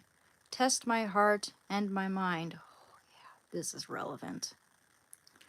For thy steadfast love is before my eyes, and I walk in faithfulness to thee. I do not sit with false men, nor do I consort with dissemblers. I hate the company of evildoers, and I will not sit with the wicked. I wash my hands in innocence, and go about thy altar, O Lord, singing aloud a song of thanksgiving, and telling all thy wondrous deeds. O Lord, I love the habitation of thy house, and the place where thy glory dwells. Sweep me not away with sinners, nor my life with bloodthirsty men, men in whose hands are evil devices, and whose right hands are full of bribes. But as for me, I walk in my integrity. Redeem me and be gracious to me. My foot stands on level ground. In the great congregation, I will bless the Lord. Some of this needs to be highlighted, especially the beginning. Vindicate me, O Lord, for I have walked in my integrity, and I have trusted in the Lord without wavering. And that's, recovering from an addiction like that requires that. It requires, trusting and not wavering and having integrity, being honest with yourself, being able to admit what's really going on, being able to surrender. Prove me, O Lord, and try me. Test my heart and my mind. I love that. I love that.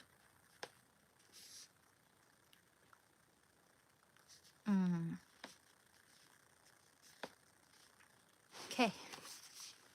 Beautiful, beautiful angel.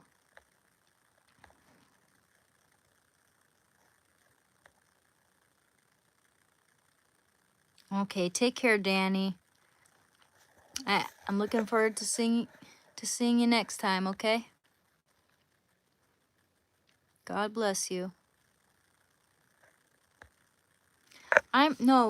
No, it's not the King James version. This is the Ignatius Holy Bible, the Catholic edition.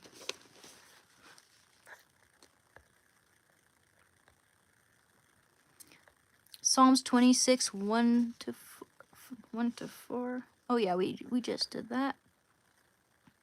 It is a good one. That was a really good one, Angel. Yeah, I mean, a lot of them are just very similar, minus maybe a few things that the Protestant edition takes out. Thank you, John. Oh, I will. Okay. Genesis chapter 1, verse 29. Okay. That'll be easy to find. Very first book. Chapter 1, verse 29.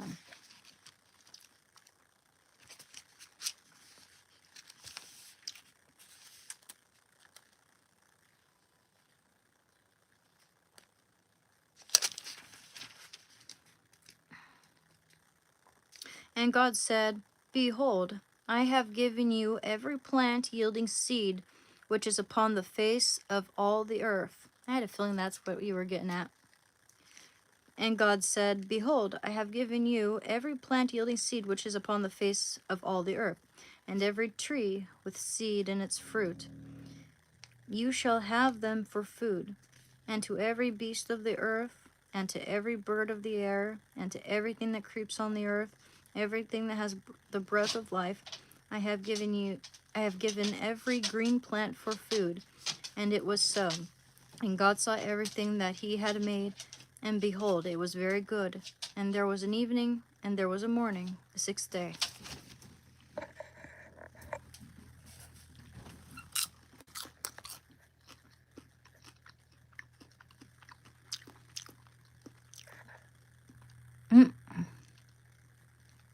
Thank you, Cody. I'm glad you appreciate it.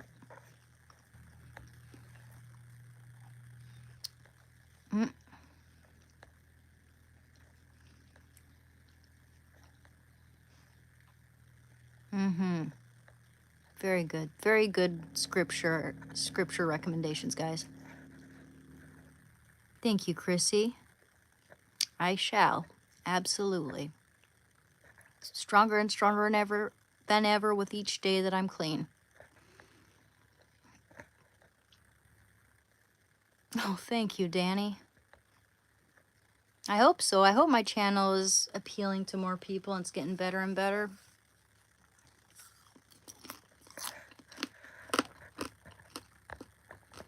Some people just can't get around the fact that I'm not woke. Or like someone they're expecting me to be. That's the only way to change. Surrender to the Lord. Absolutely. That's what I did when I went cold turkey. Angel said, God knew you needed that one and myself. Wow. I needed to hear that one again. Wow, how God works. Absolutely. I agree. God bless you too, Jesse.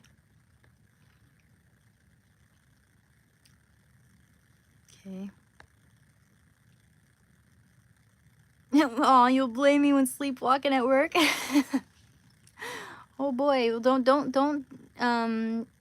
put yourself in danger like that.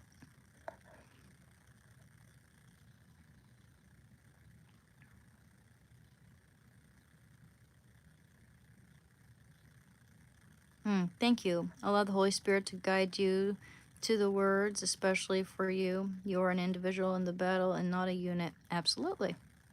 Often I'll just open to any random page to see if, like, God will lead me to the right passage. Ooh, looks like that's almost our cue to end the live stream, guys, because we are at 10% battery life. But I will start another one at, like, 6 o'clock. Or, yeah, around that time. Maybe 5:30. It'll be around the time my phone charges all the way. Psalms 27, 1-3. Psalms 27, 1-3. That we didn't read that one. 27, 1-3. Okay. Excuse me. Oh, I guess that's not the one because the highlighted part just above it. But that was super good. So 27, 1-3. Psalms. The Lord is my light and my salvation. Whom shall I fear? The Lord is the stronghold of my life. Of whom shall I be afraid? When evildoers assail me, uttering slanders against me, my adversaries and foes, they shall stumble and fall. I like that one way too much. When evildoers assail me, uttering slanders against me, my adversaries and foes, they shall stumble and fall. Amen.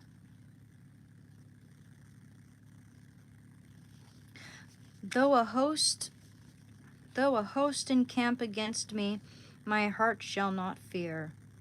Though war arise against me, yet I will be confident. Love it. So relevant to us as addicts fighting for our faith and sobriety and all that. One thing I have asked of the Lord, that will I seek after. Okay, sorry. One thing have I asked of the Lord, that will I seek after, that I may dwell in the house of the Lord. Amen. Okay.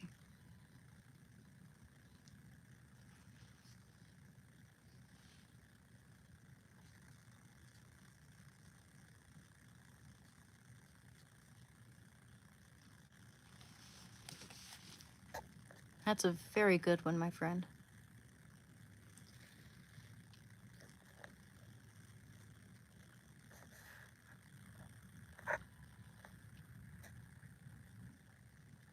Thank you. Thank you, Lance. So happy I found this channel. Flip through 1,000 bad ones to find that amazing channel. God led us all here for a reason. He makes no mistakes. Thank you for reading from the Bible. Absolutely. It's my pleasure. It's good for me, too. You guys have no idea how much you're helping me. Mm-hmm. Allow the Holy Spirit to guide you. Oh, yes. Oh, yes.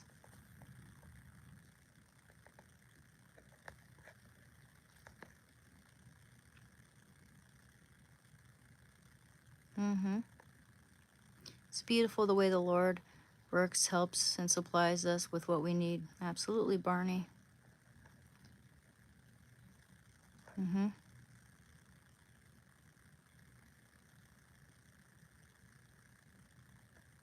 Yeah.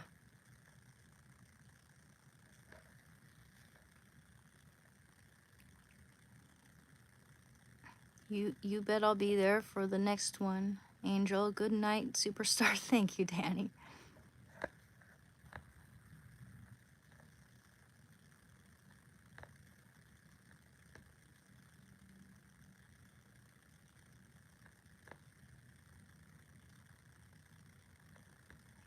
Well, I'm really glad, Angel. You're always welcome.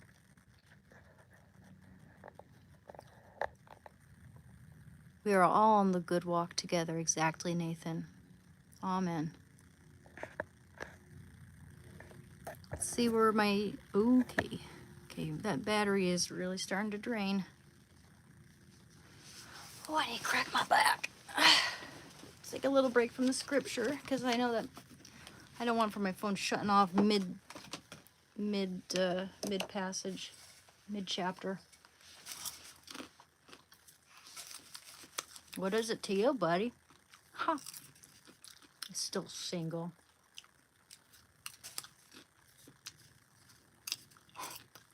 Whatever.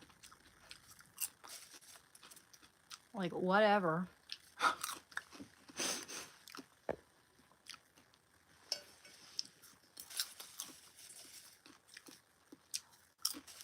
Hope our internet's still working. How's the internet doing, guys? Is the internet still working? Let me check it out. I think our internet failed a little bit. Yeah. Yeah, it was messing up. Okay. Okay, I just fixed it. I now see your messages coming in. Good, good. Look at my, oops. Look at my boy. Da da dum dum dum dum.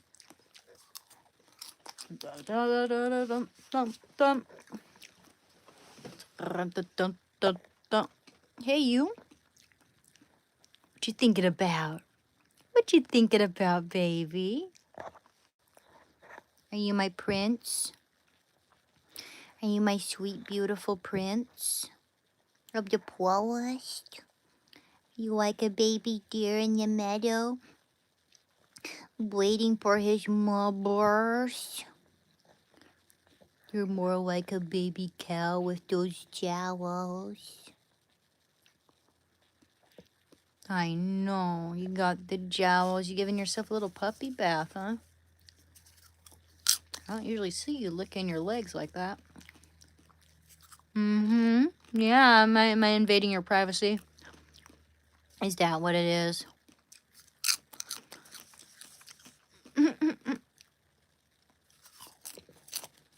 He's a good boy, all right. Aren't you, buddy? Aren't you, buddy? You're a good boy. Here, buddy. How about this? I'm trying to make this popcorn reach you. Okay, I'll throw it at you. There you go. There you go. Get it. Yum. Yum. Yummy. He is a chill dog. He's always been really chill. I used to take him into my recovery meetings when he was just a little puppy. You know, like, you know, puppies, their joints aren't all connected, which is why they flop around. Did you not? Like, all their bones are, the joints of their bones are completely separated. You know, it's just like kind of, that's why they're so floppy. And when he was around that age, I used to just take him to my recovery meetings and stuff, and he'd just lay under my chair. He's a very chill dog for what kinds of breeds he's got in him. He's a good boy. So anyway, if anyone hasn't thought about it or has forgotten, please remember to subscribe. It really helps my channel out, and it's very much appreciated. He is a cuddle bear. He got the jowls to prove it. Right, buddy? You got the jowls to prove it. What you looking at? What you looking at? I'll turn up the light on my phone here. Oh, that's better. What you thinking about, buddy? You Wilkes? What? You got the jowls to prove it? Your jowls just dribbles. Your jowls just dribbles. The reason why dogs have jowls is to pick up the scent. If they're like trying to track down a scent, their jowls can pick up the scent.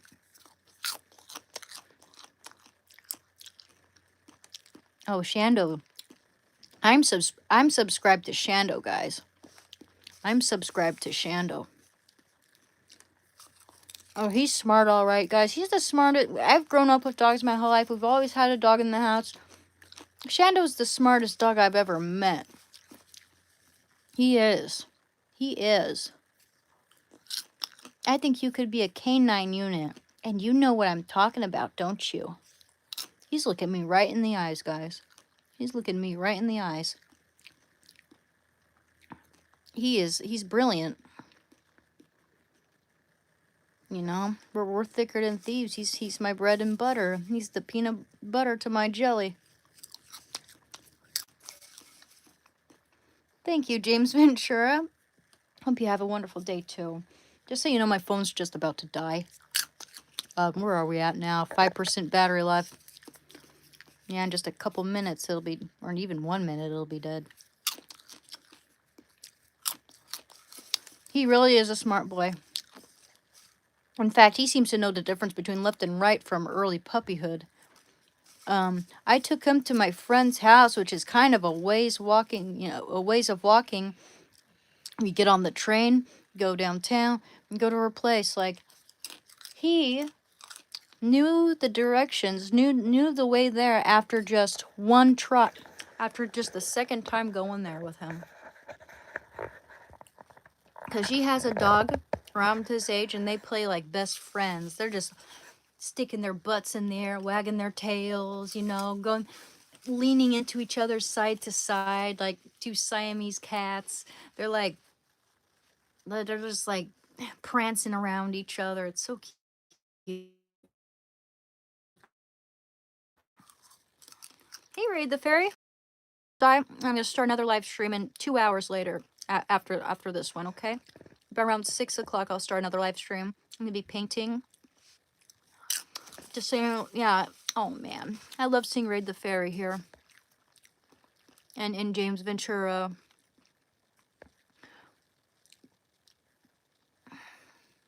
But it looks like you guys came here just a itty bitty bit too late.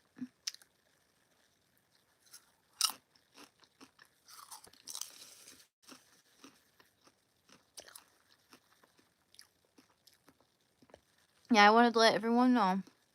Have you heard the stories of dogs getting lost states away from their homes and showing back up at the front door 2 months? Yeah, I have. Dogs are crazy intelligent, guys. Thank you, Danny. Yeah. Oh, yeah. Yeah, I've heard of that happening. It's incredible.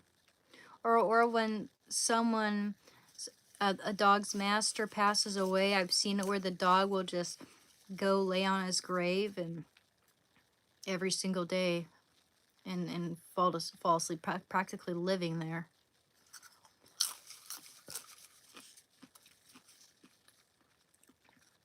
Cool. Awesome, Angelique. Yeah, so I better charge my phone now so I can get back to you guys sooner, okay? We are now at, oh boy, we're now at like 3% battery. Thank you, Angel. Well, you're more than welcome here anytime. You are awesome. So are all of you guys. Except for the trolls, but they're welcome anyway. There's a state statue at the train station in Japan. I can't talk. After a guy's dog wouldn't leave the same spot, and he used to wait for his owner after the man died. Yeah, dogs, we don't deserve them. It really is. Stories about dog heroes are some of my favorites of all time.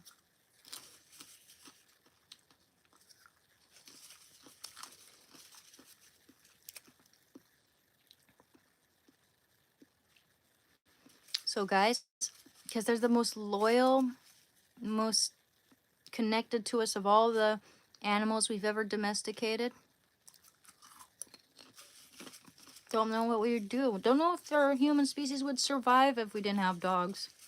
They've been with us much longer than we ever thought they were. Like for well over 400,000 years. Okay, guys. Yeah, 2%. This is gonna shut down any minute.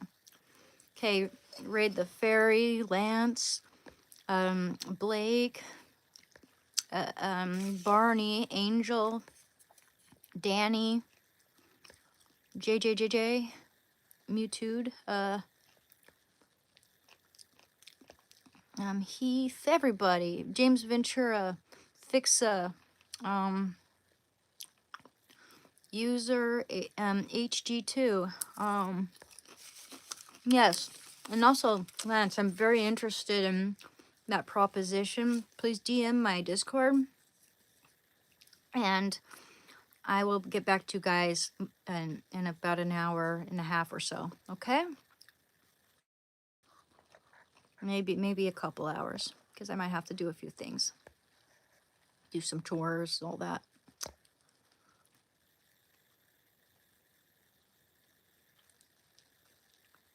Okay, I'll see you guys later, okay? Thank you. Yeah, I wish she'd been here a little earlier, Raid the Fairy. Love seeing you on here. Okay, take care. Criminal weed, I don't know about that. I'm eating popcorn right now. I'm not that hungry at the moment. I'll do some chores and stuff, maybe.